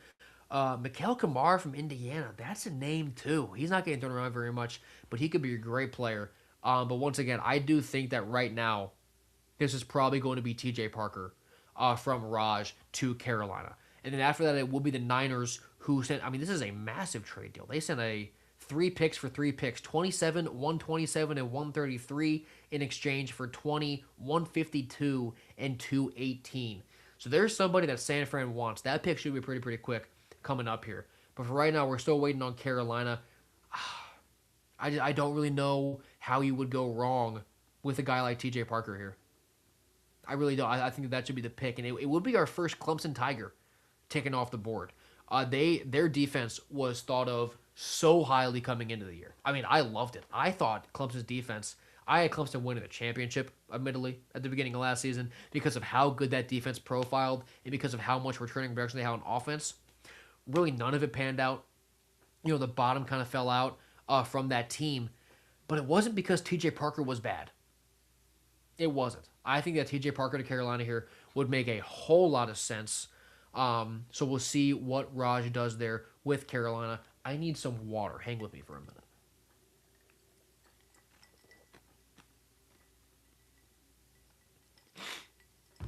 The trades in this mock draft are really the coolest part. There are some other streams going on. If you want to go to the Draft Professor on YouTube, you'll get really that main hub. That's where NFL Draft Fanatic is. That's where some other guys are who are taking part in this draft. So you'll really be able to get a lot of dialogue about what they're thinking, their thought process, how it's all going for them. So if you're bored here, go check out the NFL Draft Fanatics page. He's going to have much more of a busy war room where you'll be able to hear probably a lot of these trade discussions. A lot of this really cool thought process stuff. But as you see, the trades are really cool. They're interesting. We've only had 2. It was the Giants moving up to 3 to grab Sonny Styles, and the Cardinals were able to hold on to Ruben Bain. And then San Fran moving up to 20, and Dallas at 27. But, you just look at all these picks. That's obviously where you'll see a bunch of these other trades kicking in because of some of the other picks that were involved and that weren't just these first-rounders. Carolina still on the clock here. I think it's T.J. Parker. I think it's T.J. Parker or bust. That pick just makes so much sense to me. You get a guy who's used to the area, which doesn't mean a whole lot in the NFL, but I do believe it matters to the player, at least when they first get there, where you're not dealing with any sort of homesickness, any sort of super new environment. So we'll see what they end up doing, what Raj ends up going with after getting sniped with Spencer Fano. I still can't get over that Spencer Fano Lions pick. That's a beautiful pick. It really is. Fano and Sewell as a back-to-back sounds so good. But just looking through these picks so far, the surprises, obviously Mendoza is not a surprise. That's one of the most obvious first overall picks in a while, even though they normally are pretty obvious. David Bailey at 2, I still think is surprising. And I would have taken Arvell Reese over Sonny Styles.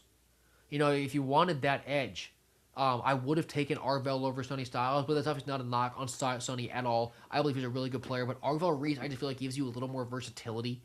a little more can do it all, a little more Swiss Army knife kind of guy. So I would have gone there. Jeremiah Love at 4. I mean, you can't really pick that guy high enough. Bane at 5. We talked about his arm length, and if it's a concern, it's really not for me because we were able to see what he's able to do, despite his super duper short arms.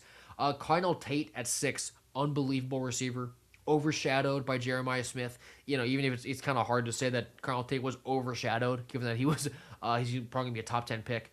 But that is kind of crazy that you saw 3 straight Buckeyes go 6, 7, 8 in Cardinal Tate, Caleb Downs, and Orville Reese in 4 of the top 8. I mean, the Buckeyes this past year had so much NFL talent on them, and they lost to Miami in the first round, their first game of the playoff. That just shows you how great college football is. It's a sport.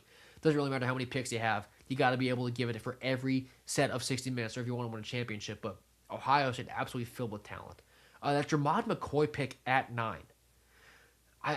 If anyone here saw my preseason coverage last year for the SEC, I said that Jermod McCoy was one of my top players in the conference overall, regardless of position. But he just couldn't get healthy enough. He couldn't play on that knee. And it took longer than it should have to recover from a torn ACL, which is kind of what concerns me. That it took so long for McCoy to get back. It took longer than it should have. Is that injury still something that could bother him when he gets to the pros? Is that something that's going to have to keep dealing with as he's trying to really make a name for himself in the league? I think he's a great player. I'm just worried about that rust. I'm worried about his health. But Mansour Delane, I'm sold on. I mean, he was one of the best corners in the league in both the SEC and overall. Then a guy like Francis Mauigoa from Miami to Miami. I'm surprised it took till 11. I'm really surprised that we did not see an offensive tackle go off the board here. But we have our pick from Carolina, and it's what I said I didn't want to see in the division. It's Jacob Rodriguez, the linebacker from Texas. It's kind of hard to go wrong with J-Rod here. I still would have gone with TJ Parker if I was in his shoes, but I talked about it with Rodriguez. He is just such a ball hawk. I mean, every play, just about, it almost feels like Jacob Rodriguez is going to be involved, and he's going to have his hands on the ball. He just takes it away so effectively in ways that, sometimes it might seem like luck, where he's in the middle of all these plays. As it keeps happening, and as he gets more and more turnovers, he's involved in more and more big plays, you realize that it's not luck, right? You realize that he's just this good of a player and this disruptive of a linebacker. So Jacob Rodriguez going to Carolina, that is something that I would not like at all. I wouldn't like it. So TJ Parker is still on the board. And now it's the Niners. We talked about how the Niners traded up here from 27 to 20. And looking at their needs, they need safeties, they need edges, they need offensive line. Because looking at, they signed Mike Evans, they signed Christian Kirk in free agency. There's not really a need for a receiver, at least not in the first round. But you can kind of, if you are a San Fran, just sort of take the best player available. They're obviously not going to go quarterback. They have both Purdy and Mac Jones there. They're not going to go with a passer at all, but they're pretty flexible here. So I'm interested to see why Jim felt they need to trade up. Knowing that you can be flexible with this first round pick, there's clearly somebody that he really, really likes. And maybe it is one of those 3 spots that I highlighted: safety, edge, or offensive line. But at safety, Caleb Downs, obviously not there anymore. Thieneman is gone. We discussed A.J. Halsey. We talked about McNeil Warren. We talked about Jalen Kilgore. Guys like Michael Taff. I don't think those are top 20 picks. So then going through maybe some more of the edges who are still there. Could this be TJ Parker? This could be the TJ Parker pick. That wouldn't surprise me at all. San Fran kind of in the market for that edge, for that pass rusher. We'll see what he does. The box is highlighted. We might have a pick here coming soon for the 49ers. It's Casey Concepcion at receiver. Casey Concepcion to San Francisco here. I'm a massive KC fan.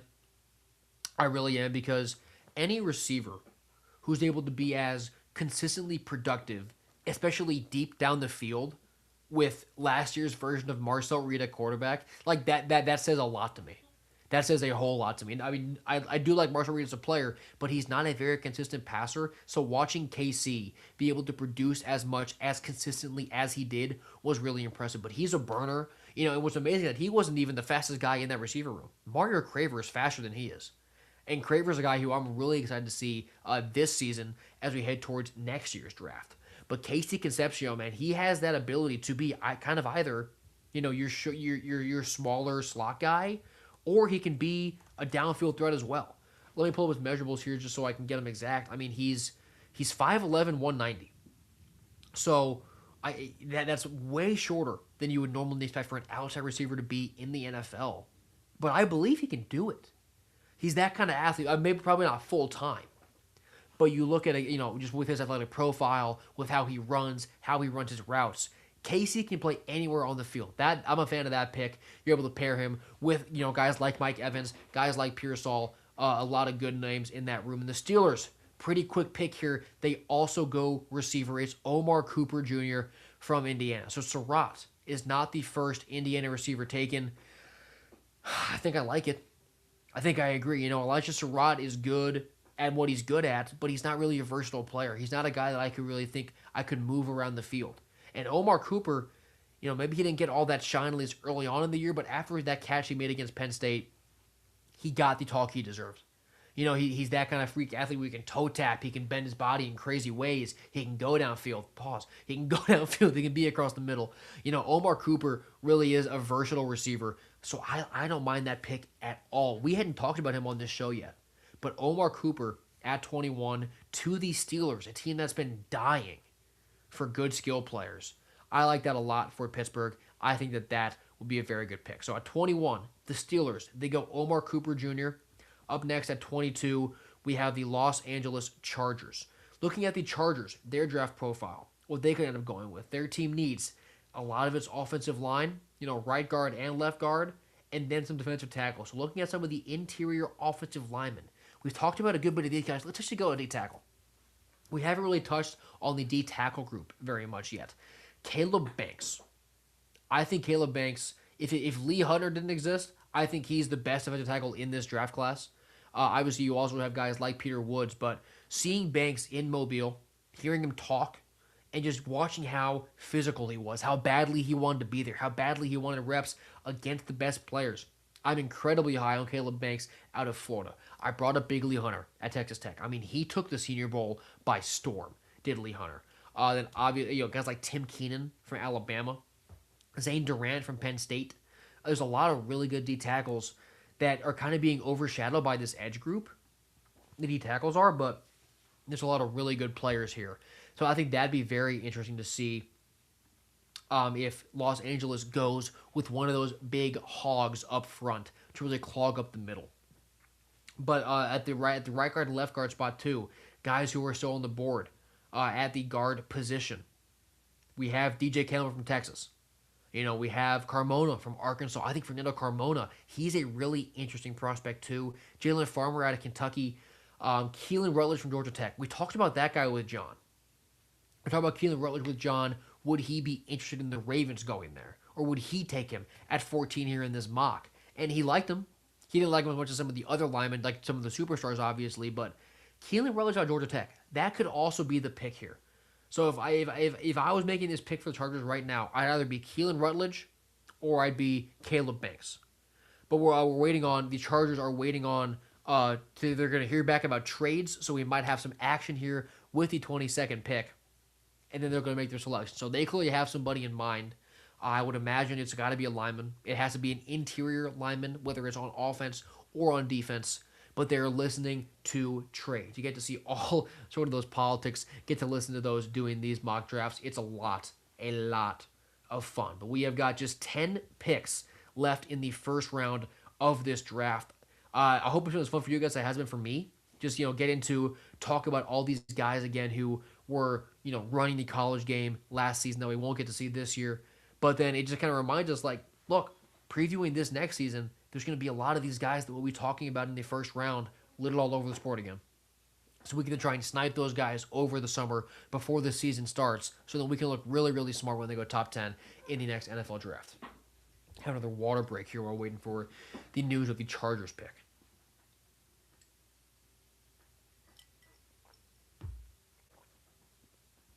The Chargers are an interesting team to me because, they are pretty strong overall, but they obviously released Mekhi Becton at guard. Zion Johnson left in free agency. That really does leave that gap at the guard positions.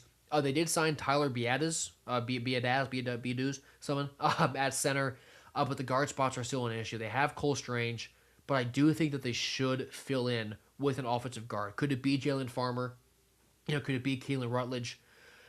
I would probably lean you do have to go offensive guard, but if they don't go offensive guard and they want a more flashy pick, D tackle isn't always flashy, but you do have some flashy players at D tackle in Caleb Banks, in Lee Hunter, in all of those guys. So we'll see what the Chargers go with here. They're still listening for some trades. We have the box selected. Let's see what they go with.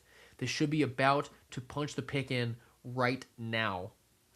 It doesn't seem like it was traded, and they're going to go Peter Woods from Clemson. So they do go defensive tackle. They will take Big Peter Woods out of Clemson, South Carolina. Same sort of thing, with T.J. Parker and Peter Woods. The Clemson was not bad because of them. They were not bad because those two guys didn't play very well. They were bad for a lot of reasons. It wasn't those two dudes. So Peter Woods, is impossible to be mad at that pick. That still does leave D tackles like Caleb Banks, like Lee Hunter out there. And once again, you're not seeing a lot of big dudes go. You're seeing edges go a lot. But, we only have 3 offensive linemen off the board. Only 1 interior defensive lineman. There's a lot of really good big boys that are left on this board. But now the Eagles, they are up here with pick number 23 and looking at what they might need. They might need an edge. We'll see where they go there, but they also need some offensive line and some tight ends. Now, the tight end group, we talked about it a little bit. Kenyon Sadiq, and then who? We talked about how quarterback and safety, how there's that big gap between one and the rest. Tight end isn't that much different. I do believe that Oscar Delp is better than he's being talked about. Michael Trigg out of Baylor, I think, is a very good player. I think he can be a great receiver or pass catcher at the next level. Eli Raridon, we talked with John about that. I believe he's a solid ball player, but tight end, there really isn't a guy who you're that worried about.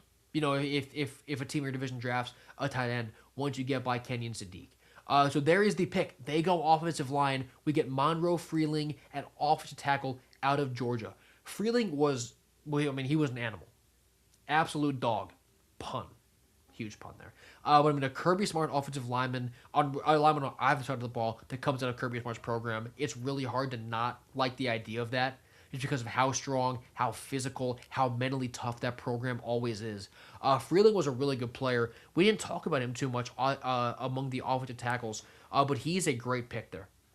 So we're moving on now. We have got pick number 24. We are back to the Cleveland Browns. And looking at what they did earlier, the Browns with the 6th overall pick, they went with Carnell Tate.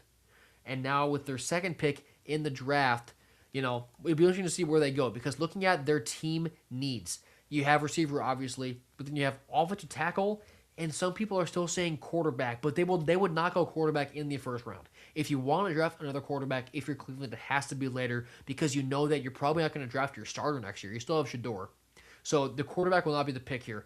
I would imagine they go with another offensive tackle, and hopefully for their sake, their number 1 tackle was not Monroe Freeling because he just went, but you still have Austin Barber. You have Alex Harkey out of Oregon. Caleb Lomu out of Utah is still on the board. Demetrius Crownover from A&M. Diego Pounds from Ole Miss. A lot of very solid players at offensive tackle are still on the board. Now, those guys I just named, do I think that they can be day 1 players? I don't really know. But you do always still have DeJuan Jones at right tackle. He's coming off of another season-ending leg injury, which is brutal for him. He's had a really hard time staying healthy. I think they do have to go off to tackle here, just given their holes. But if you wanted a receiver, I don't think they go receiver again with Carnell Tate, but a guy like Ted Hurst from Georgia State. I really hope we see him in this first round of the mock because I think that we'll see him in the first round of the real draft. So hopefully we get in the first round here so we can look really, really smart during the real draft. But Ted Hurst out of Georgia State, man, watch his tape.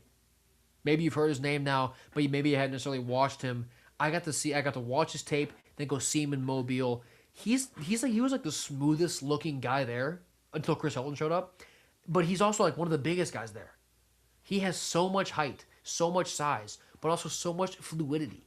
That's really just rare to see from a receiver at any level, but especially from a guy coming out of the Sun Belt. So because he was at Georgia State, that really does explain why he's not getting talked about as much. But man, if you're overlooking Ted Hurst, that's a mistake. That is a mistake. I believe Tedder's going to be an awesome player, but in this situation, I'd be surprised. And they go Caleb Lomu to the Browns. They do take Lomu, another off tackle out of Utah. So we see two O tackles come off the board after only seeing two through the first 22 picks. They go back to back, Freeling and Lomu, and that puts the Bears on the board. So Chicago, looking at their needs, another team that is probably in the market for an edge rusher at some point. Could that be now? I mean, I don't really see why not. Obviously, the big boys are gone. Cassius Howell is gone, but a guy like Gums is still there. But I do believe that if you're taking an edge, you go with a guy like Falk, Fano, Overton. I think those are kind of the edge that you want to go with. Nadame Tucker from Western Michigan. Never mind. I found it. I mean, obviously, like R. Mason Thomas, great player. I think he should go pretty high too. Nadame Tucker out of Western Michigan. Hand up. I didn't know who he was when I went to the Senior Bowl. And then the second that he started making plays and that I saw him, running reps and all that, I had to figure out who he was. He was playing so hard, and after making big plays, he's on the field screaming, "I'm not supposed to be here." He's playing with a chip on his shoulder. He's playing as an underdog, which I mean, he is, because he was at Western Michigan. He wasn't very highly recruited. He's not getting talked about a whole lot in these draft boards. But man, Nadame Tucker, he plays so angry in such a good way. Just so physical. I mean, he will hurt you if you're trying to block him. He will hurt you if he's tackling you. But there's probably a bigger need for Chicago in the secondary because Kevin Byard is gone. Jaquan Brisker, a massive playmaker, he is gone. So do they go safety or maybe nickel corner? We'll see what they go with. But I mean, at corner, Ibn is still there from Ohio State. Colton Hood from Tennessee, he's still on the board. Chris Johnson from San Diego State is still there. But the Bears GM is saying, pick someone for me, edge, off tackle, or safety. So he's good. He's between those three positions that we've talked about. He didn't even know what he wants to do. I think if I'm picking right now, I think I go with a defensive back if I am the Bears. And if it's not one of those corners, you still have A.J. Halsey at safety. You have Bud Clark at safety. You have Jacoby Thomas at safety. Jalen Catalon at safety.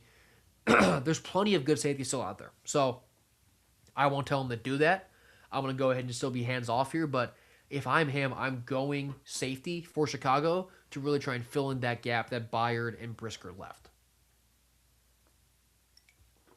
But we'll see what he goes with here. We are winding down in the first round. We're on pick 25 out of 32. You guys can see it there towards the bottom. We have rounds 2 and 3 tomorrow night at 6:30 Eastern. We'll be doing this again. I'll be right back here.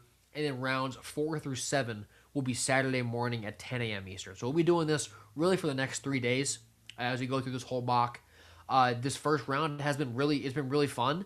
It's been surprising at times. We've gone through our surprises, but it's just interesting to see how everybody's thinking through these prospects and all of that. So we still have the Bears GM asking what to pick. That's never really a good sign. You don't really want your GM asking other people what to pick. But while it's a mock, no harm, no foul. So we'll see where they go. If I'm him, I'm going safety. I'm taking one of those guys because Kevin Byard and Jaquan Brisker, man, that's a big hole.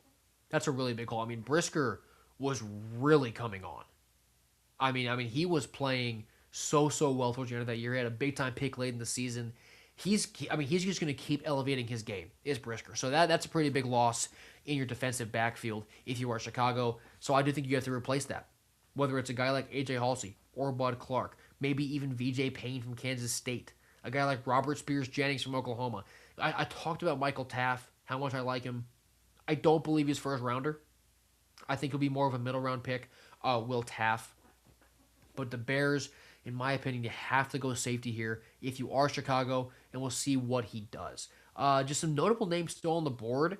I mean, Caden Proctor is still out there. We saw those back-to-back offensive tackles go in the last 2 picks. Monroe Freeling at 22 to the Eagles, 23 to the Eagles, and Caleb Lomu at 24 to the Browns. Caden Proctor still on the board, and we've had Maui Goa's gone, Fano's gone, and those two. So he'll be at best the 5th tackle off the board in this mock draft. That does surprise me. I am a big Monroe Freeling fan. I would have taken Proctor over him. I think I would have also gone Proctor over Lomu just because of his athletic profile.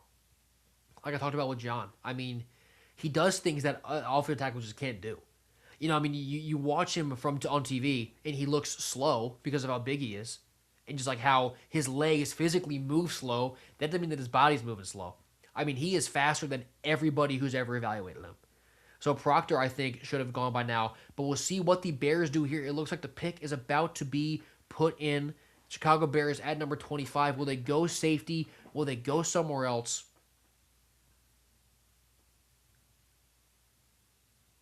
And the Chicago Bears, as they're still typing the pick in, I think it has to be safety here. If you're Chicago, I really do. They're thinking about typing it. They're thinking about it. They're having hesitations. They're having doubts. It's an intense draft, man.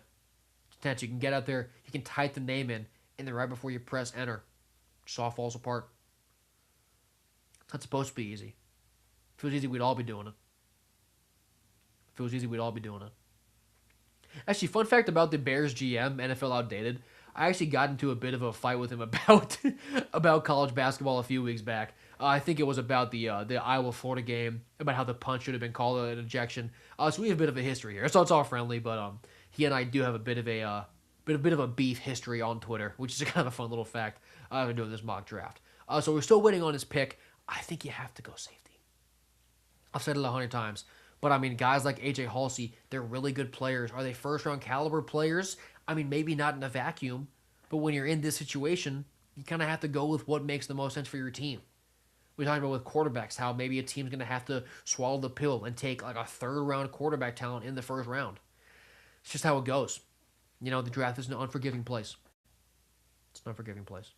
But the Bears were still waiting on their pick here. They only have one more minute on the clock here because the Bills are due by 8:12. We have an 8-minute clock at 8:04 p.m. Eastern. They will be out of time. And I don't have seconds on my computer, but it's definitely 8:03. Are you making your pick from the leader of the draft? It's getting close here. The time is running out. Does the pick get made? Does it get put in? Or do we have a disaster? Do we have a nightmare? Will the Bears get their pick? And will it be a safety? Or will Will be wrong about where the drafter goes once again? I thought it'd be the tackle for the charge at 22. I thought it was going to be Caleb Banks. I said Peter Woods. The Bears go with Caden Proctor. So I was just talking about him, how I thought he should have gone before those other two offensive tackles, but he goes right after them. Proctor is the 5th O tackle off of the board. Wow, so after having only 2 offensive tackles all the way through the first 22 picks, we get 3 straight offensive tackles. So they're finally coming in now, and I mean, they're all teams that do need them, so I guess it makes sense. And we do finally see Caden Proctor come off the board from Alabama. Is that the first Bama player taken? It is. The first Alabama player goes at 25. I wonder when the last time that happened was. You know, Bama put so many players in the draft. I wonder when the last time that Bama's first player didn't go till 25. We have got trade incoming in all caps on the Buffalo Bills pick. We'll see what that means. The clock is still ticking for them. They've only got 7 minutes left to make this pick. But let's see what this trade ends up being. This will be our 3rd trade. It'll be our 3rd trade here in the first round as the Bills go. But just looking at what Buffalo might want.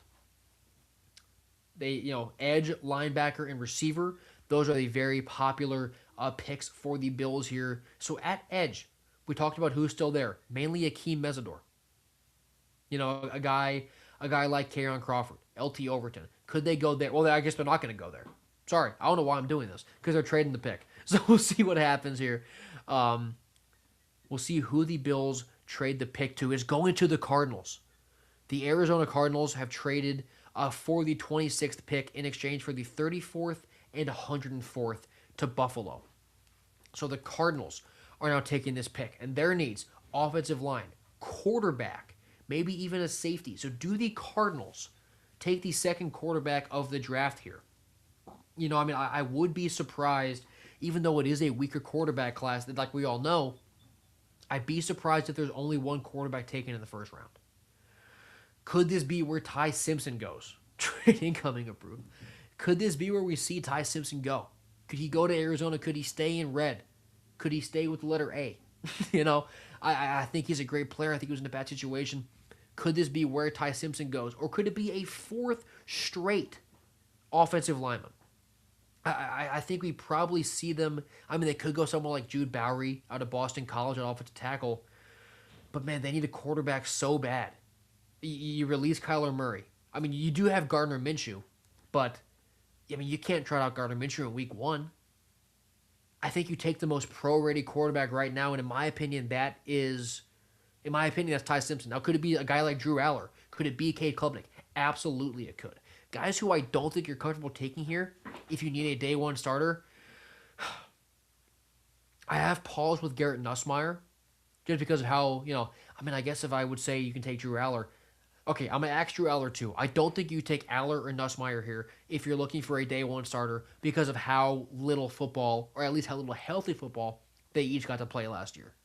Having not played much ball in a year, it concerns me when it comes to them being a week one starter in the NFL. I think that Ty Simpson could be your week one starter. I think you could even do Klubnik if you wanted to. But guys like Sawyer Robertson, I'm not sure they're quite ready. Talon Green, I think it's the same thing as Anthony Richardson. Is a team willing to take a flyer on him and play him early to sort of see if he can, work his way through? Can he get it done? So we'll see what happens. Quarterback, even though quarterback isn't the strongest thing, we'll see what they do. The Cardinals, their pick is in, and they go Blake Miller. They go Blake Miller, the offensive tackle from Clemson. So Arizona moves up to take our fourth consecutive offensive tackle. Wow. I mean, the tackles are absolutely flying off the board all of a sudden, and we are still waiting on our second quarterback, as now the Cowboys will have their first pick of this draft after trading down to this 27th pick, and their needs, they probably go linebacker here. They immediately go with Malachi Lawrence. That pick was ready. They take Malachi Lawrence off the edge from UCF, so a bit of a linebacker edge hybrid. The Cowboys take Malachi Lawrence. So those two picks, boy, those came in quickly. Those two teams traded and they knew what they wanted. We have our first UCF player, another edge rusher to the Cowboys, and that now leaves the Houston Texans on the clock. What does Houston need? They need some interior offensive linemen, maybe a D tackle. Could we see Caleb Banks or Lee Hunter go here? And Dallas might also be in the market for a corner. Have we had a true? We have. Well, that was a dumb question. We have had McCoy and Mansour Delane go off the board as true corners. Some other true corners, just to remind you guys who's still there. Chris Johnson from San Diego State. Ephesians Prysock from Washington. He's still out there. Devin Moore from Florida. Malik Muhammad from Texas. Avion Terrell. Boy, okay, if I am... Who's picking right now? Houston. If I'm Houston, I'm going corner right now. Because you have Malik Muhammad, Avion Terrell, Devin Moore, Keontae Scott, D'Angelo Pons, Dalen Everett, Damani Jackson from Bama, Sissy from South Carolina. There's a lot of good corners left. I think you have to go corner here if you are Houston while you still have your pick among that really good group of guys. Because obviously it's not the top two in McCoy and Delane. But it's a bunch of really good ball players. It's a bunch of proven corners. So if I'm Houston right here, I think you have to go corner. And we'll see what happens. We haven't had a corner picked since those two went back-to-back at 9 and 10 to the Chiefs and the Bengals. So the Texans, could they see the Chiefs, their division rival, go corner and counter with a corner of their own? Or will the Texans go for maybe an interior lineman or those defensive tackles like we talked about, Caleb Banks, Lee Hunter? We'll see what they go with. As we're waiting here for this Houston pick, I'm getting thirsty again, so just give me a second. We've only got 5 picks left in this first round. And, a lot of interesting trends. We had just about no offensive linemen come off the board until pick 23 when they all went flying. Houston is willing to trade down. That's what we're hearing now. So it's last call for these Texans. They're willing to trade down in this draft. So maybe they don't want one of these corners. Or it's possible that they think that they can get, and they would be correct, in assuming that they can get one of those corners at, pick 38 down there. They have pick 38 in the second round. So 10 picks from now, one of those corners I named off, whether it's, a guy like Igbinosun, Prysock, Chris Johnson, Moore, Terrell, Pond, Scott, a good group of those guys would still be there at 38. So we could see Houston trade down here for some more value in those middle rounds, knowing that you can get one of those corners at 38, and frankly, even farther down. I mean, at 59, I'd be shocked if all those corners are gone at 59. So Texans willing to trade down. No one's really biting right now. It doesn't seem like anyone's dying to pick anybody here. Scoop him up at 28, which does send me back to I believe he goes corner here. You have to go corner. I mean, matching the Chiefs honestly isn't even that bad of a decision to do. To also take a corner because the Chiefs were the ones that went with Jermon McCoy, and I like McCoy's talent. I think he's a really good ball player. His health gives me bust concerns, and you're also picking right in front of Kansas City right now if you're Houston. So I think you could take one of those corners that I talked about if you are the Texans and, maybe win. Walk away with the better corner than your division rival in the Chiefs, even though you picked just about 20 spots down behind them. So we'll see what the Texans go with here, with the Chiefs following, then Miami, and then your Super Bowl participants, New England Patriots and the Seattle Seahawks, to end off the first round of this mock draft. Once again, we will be back tomorrow night at the same time at 6:30 Eastern for rounds 2 and rounds 3, and then Saturday morning at 10 a.m. Eastern for rounds 4 through 7. That'll be a big show. And honestly, rounds 4 through 7, that's really where that's kind of like the most fun to me because you get all these players that like you remember seeing a highlight from. It's not these superstars that people have been talking about forever. It's the smaller guys who have been, just contributors or just solid ball players that you then get to go see them get their names called, and you'll get to kind of see what their fit will be in the NFL.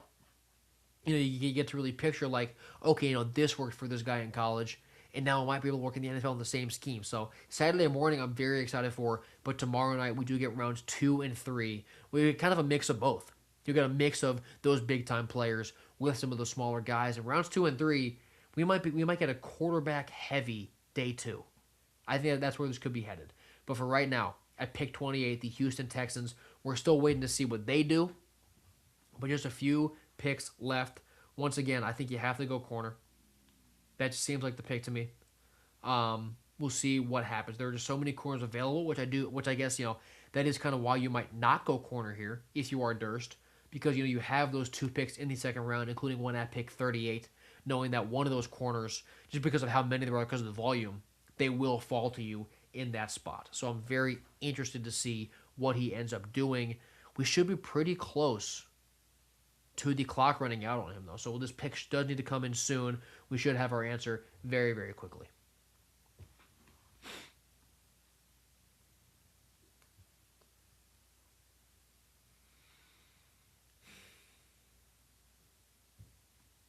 There's the other thing, actually, about Houston and corner, just while we're still waiting for this, is that you would kind of be drafting just for depth, which does, once again, sort of get rid of that urgency or that need to draft a corner right now because you still have, Petre, Stingley Jr., and Kamari Lassiter. So you have those 3 guys who do figure to be your top 3 corners. So you would just kind of be drafting for depth. You would drafting to have guys behind them in case one of them gets injured, but also just to keep developing a corner. You can never really have too much corners. You can never shut down the pass too much in the NFL. So Houston, I can't really blame him for being willing to trade down here. There's definitely no real need for urgency if you are the Texans because of how many the corner situation. But it looks like we're about to get a pick in here. Nope, just kidding. We're updating the time. So they still have 8 minutes to make a pick. That can't be correct, but we'll see. We'll see when it does end up coming through. As we just wait for these last 5 picks here in the first round of our mock. But once again, even though it's taken a while, it does speak to how complex these decisions really are. I mean, this is just a mock that we're doing for fun, but I mean, these are people's jobs in these spots to, weigh the pros and cons of, say, this pick for Houston. Do we take a corner now because we know we want one?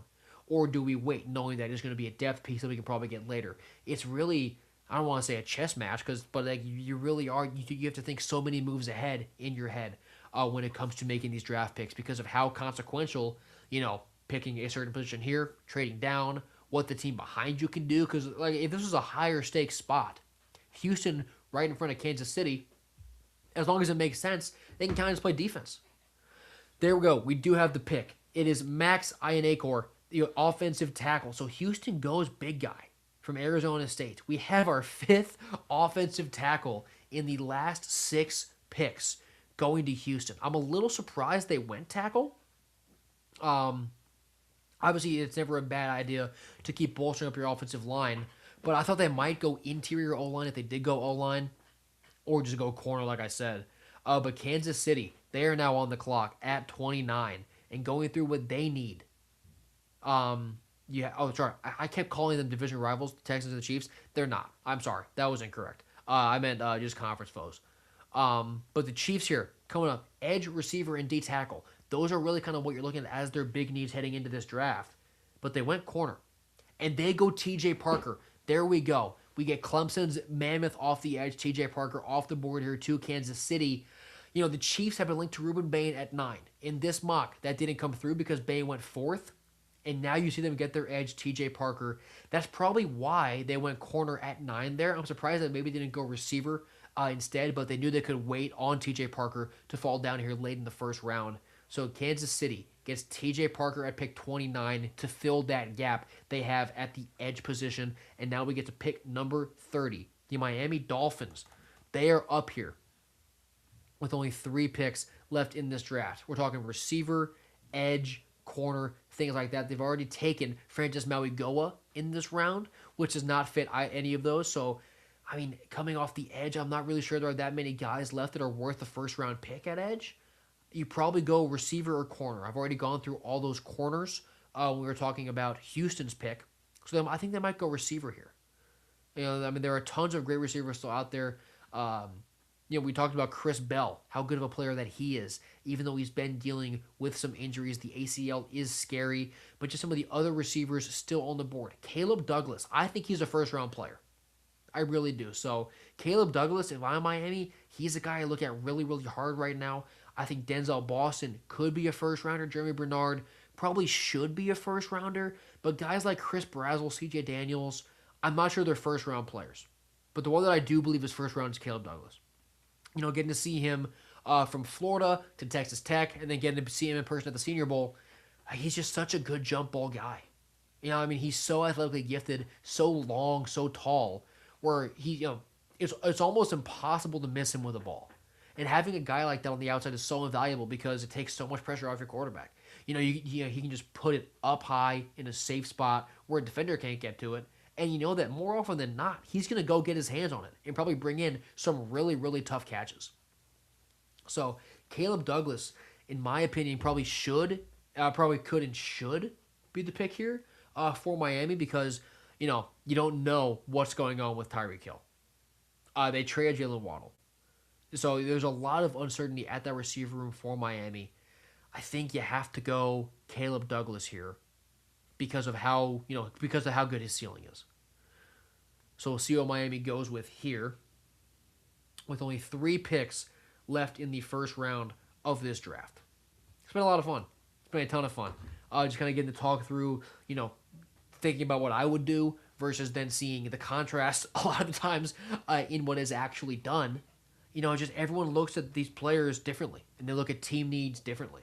So it is really fun to be in this mock draft setting and get to, you know, weed through all those differences and really see just how it plays out.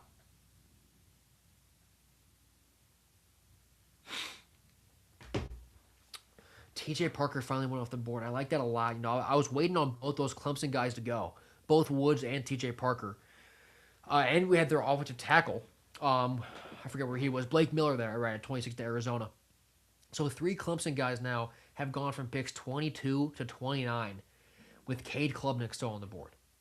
Antonio Williams still on the board. So some really good players from Clemson still yet to be picked. But Miami still on the clock here. It feels like if I'm there, you take Caleb Douglas. You at least take a receiver. I think you do want a receiver here because there are some first-round worthy pass catchers, whether it's a guy like Douglas or maybe take a chance on a guy like, you know, Chris Bell, hoping that he is, or I guess, you know, if you're NFL, I mean, you know how healthy he is, but assuming he can stay healthy enough to really give you some good contributions here as a first-round pick. So we'll see how it goes. Looks like we might be having a pick coming in right now for Miami at 30. Nope. Just adjusting the times. Adjusting the times. So we're still waiting here on Miami. But the receivers who have gone off the board, obviously Cardinal Tate, he was never getting down here. Mekhi Lemon, never getting down here. Jordan Tyson, he was never getting down here from Miami. I'm sure that they had, like Omar Cooper probably circled.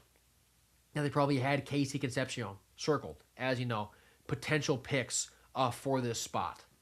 But I just think that the receiver class, it's not like a super deep star-studded receiver class.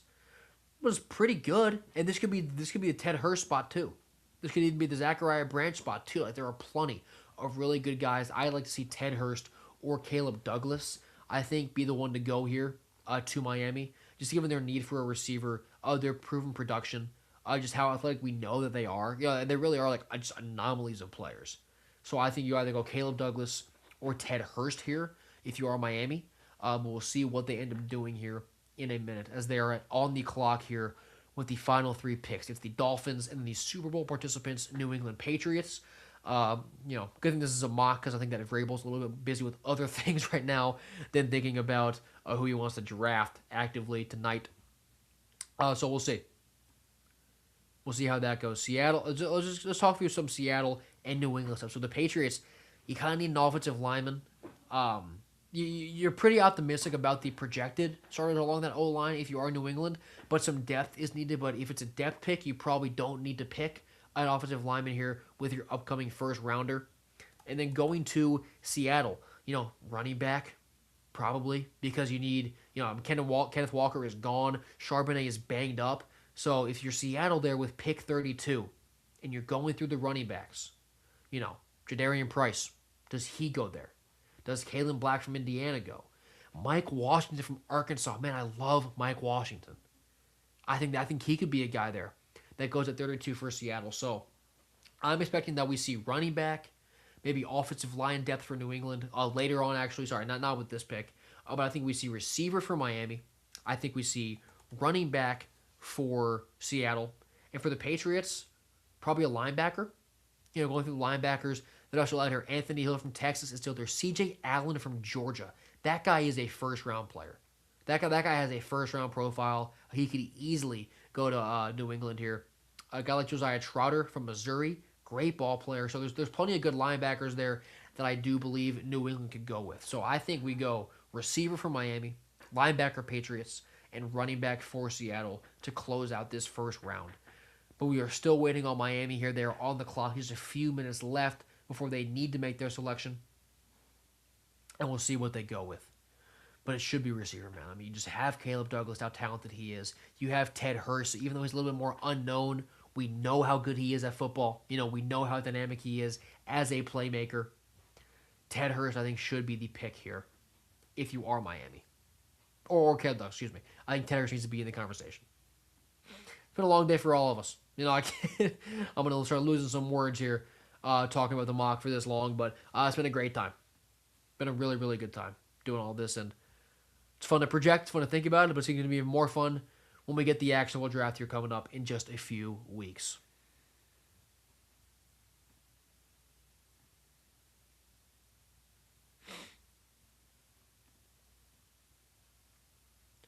Still waiting for this Miami pick here. We don't have any trade talk, so it does seem like Miami does want this pick. He's just waiting to see what he wants to go with. Maybe he's debating individual receivers. Maybe he's debating if he wants to go receiver at all. But we'll see what he gets, what he ends up going with here later on.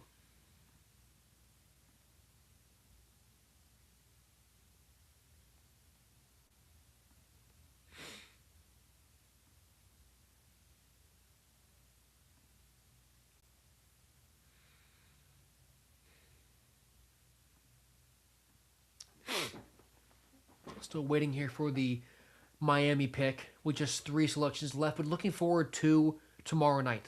We're back here at 6:30 p.m. Eastern Time. I'm going to put that on hold because I believe we have the Miami pick coming in here. They go Colton Hood. Miami goes corner. They'll take Colton Hood from Tennessee. So both volunteer corners go off the board here in the first round. I can't say I saw that coming at all. I think Hood's a really, really good player. I think he's a great player. And I think as you saw him get more comfortable with Tennessee coming from Colorado last year, you really saw him step into his own. Man, I'm very surprised by that pick. I would have thought that Miami would have gone receiver, given their need for it. No Jalen Waddle, probably no Tyreek Hill, or probably less Tyreek Hill. Um, but man, that's an interesting pick for me. Honestly, I would have never guessed that he would have gone corner, really, period. And I would not have guessed Colton Hood at that point. I think there were a lot of other corners out there that are probably a little bit more reliable than Colton Hood at this point. But that's where they go. Miami goes to Colton Hood. Now we are down to the last two picks of the first round in the Super Bowl participants, the New England Patriots and the Seahawks. Like I said, I think that the Pats probably go linebacker and Seattle goes running back. Just going through those linebackers, a guy like CJ Allen is so good at football. Anthony Hill, so good at football. But then Josiah Trotter of Missouri, he's not a slept on player. He was a very highly thought of player. He got plenty of flowers during the season last year, but he's not really thought of as, this elite linebacker threat. And in terms of linebackers that we've seen go off the board, it's only Sonny Styles and Arvell Reese. Both the true or true-ish linebackers that we've seen get picked here were in the top 8. And we haven't had linebackers since. And there's a lot of really good players at linebacker that I would expect we see the Pats go with here, given their need for it, just needing an extra body in that room. This is when I think you just kind of trust Kirby Smart. I think you just trust, his development of C.J. Allen over all these years, just the physical mammoth that he's turned into, but also how smart he plays the game. To me, this is C.J. Allen here to the Patriots to really buff up that linebacking core. We'll see what they go with here. They are on the clock. But that Colton Hood pick to Miami, man, that's still surprising me.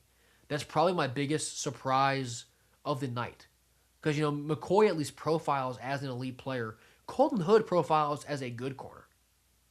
Maybe that'll come back to bite me in a few years if he's really, really good. Because I think he's very athletic. He obviously has great instincts. But Colton Hood to me doesn't project as a great corner to the degree where you use a first rounder on him and you don't take a receiver if you're Miami here. Right? I just think that there were better options there for Miami to go with that weren't Colton Hood. But we're waiting here for New England here with the 31st pick. They're on the clock. Just 2 left. We've got some people in the chat constantly reminding people who's on the clock. Now it looks like everybody is just about done, especially those who have already made their picks. We've got two more slots left here to fill out. New England and Seattle, the Super Bowl participants from this past season.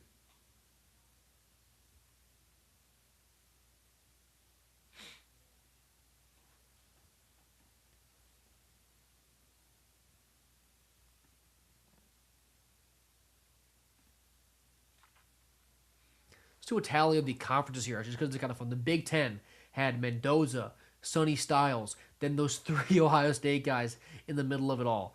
You had Kenyon Sadiq go to Dallas, Makai Lemon go to the Rams, Penn State was represented from Ione to the Ravens, like we had when John made this pick here.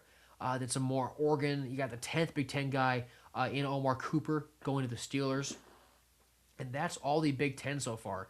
Comparing that to the SEC, the first SEC guy was Jermon McCoy going 9th to the Chiefs. So you had 2 back-to-back there between McCoy and Delane. Then you had Cassius Howell from A&M. You had Casey Concepcion from A&M. You had Freeling from Georgia, Proctor from Bama, and then Colton from Tennessee. So Big Ten, 10 picks, SEC 7 so far through this iteration of the first round. I can't say I'm surprised, especially with how much talent just purely Ohio State had. As it's no shock to me at all that Ohio State was, naturally, the Big Ten also was this well represented in the first round of this mock. I mean, the Buckeyes put together just so many NFL caliber players. It's amazing too that it's not just like, oh yeah, Ohio State had 5 players drafted in the first 3 in the first round, or 5 players in the first 3 rounds. No, they had 5 players taken in the first 10 picks. Or excuse me, 4 players taken in the first 8.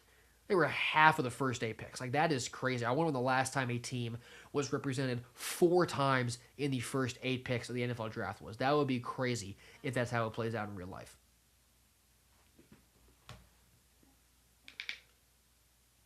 but I would not be surprised at all if when we get to the draft, the Buckeyes have the most players gone. They have so many talented dudes that just came through that system, and even though when we get to the late rounds and you're kind of struggling with what to do, um, you can just kind of take an Ohio State guy. Just trust Ryan Day, trust the development. Obviously, an offensive guy, you just kind of trust Brian Hartline. Ohio State is just an absolute NFL factory right now. This mock is really showing that.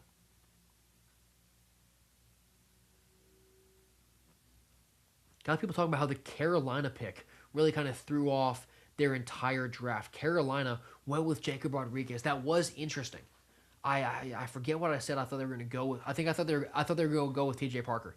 That's right. I thought that's where Parker was going to go, but they went with J. Rod, and that really threw off a lot of people's draft strategy. Just another little niche element of these drafts, whether it's mock or real, is that one surprise. Whether it is J. Rod going to Carolina, maybe Dramad McCoy going to the Chiefs, or even just this Colton Hood pick here going to Miami. Just one surprise can really change a lot, because even if it wasn't what somebody wanted that next pick, it could be, I think in Colton Hood's case, in my opinion, who somebody wanted in round 2 or maybe even round 3. So then you have to adjust that strategy to how badly do you need a corner. What other third round corner do you think is going to stay there now that who you thought was 2 or 3 was now gone in the first. It's a really interesting dynamic here. Just a few minutes left on the clock here for the Patriots making their selection at number 31. Once again, I'd imagine this is linebacker. And if I'm picking C.J. Allen, just because I know the culture that he plays college ball in. I know the coaches who coached him up. I know the physicality that he's used to, that he loves. Just that violent aspect of the game that he's gotten very, very good at. So we'll see what the Pats go with here. I would imagine it's linebacker. And if that's where they go, it'd be C.J. Allen for me.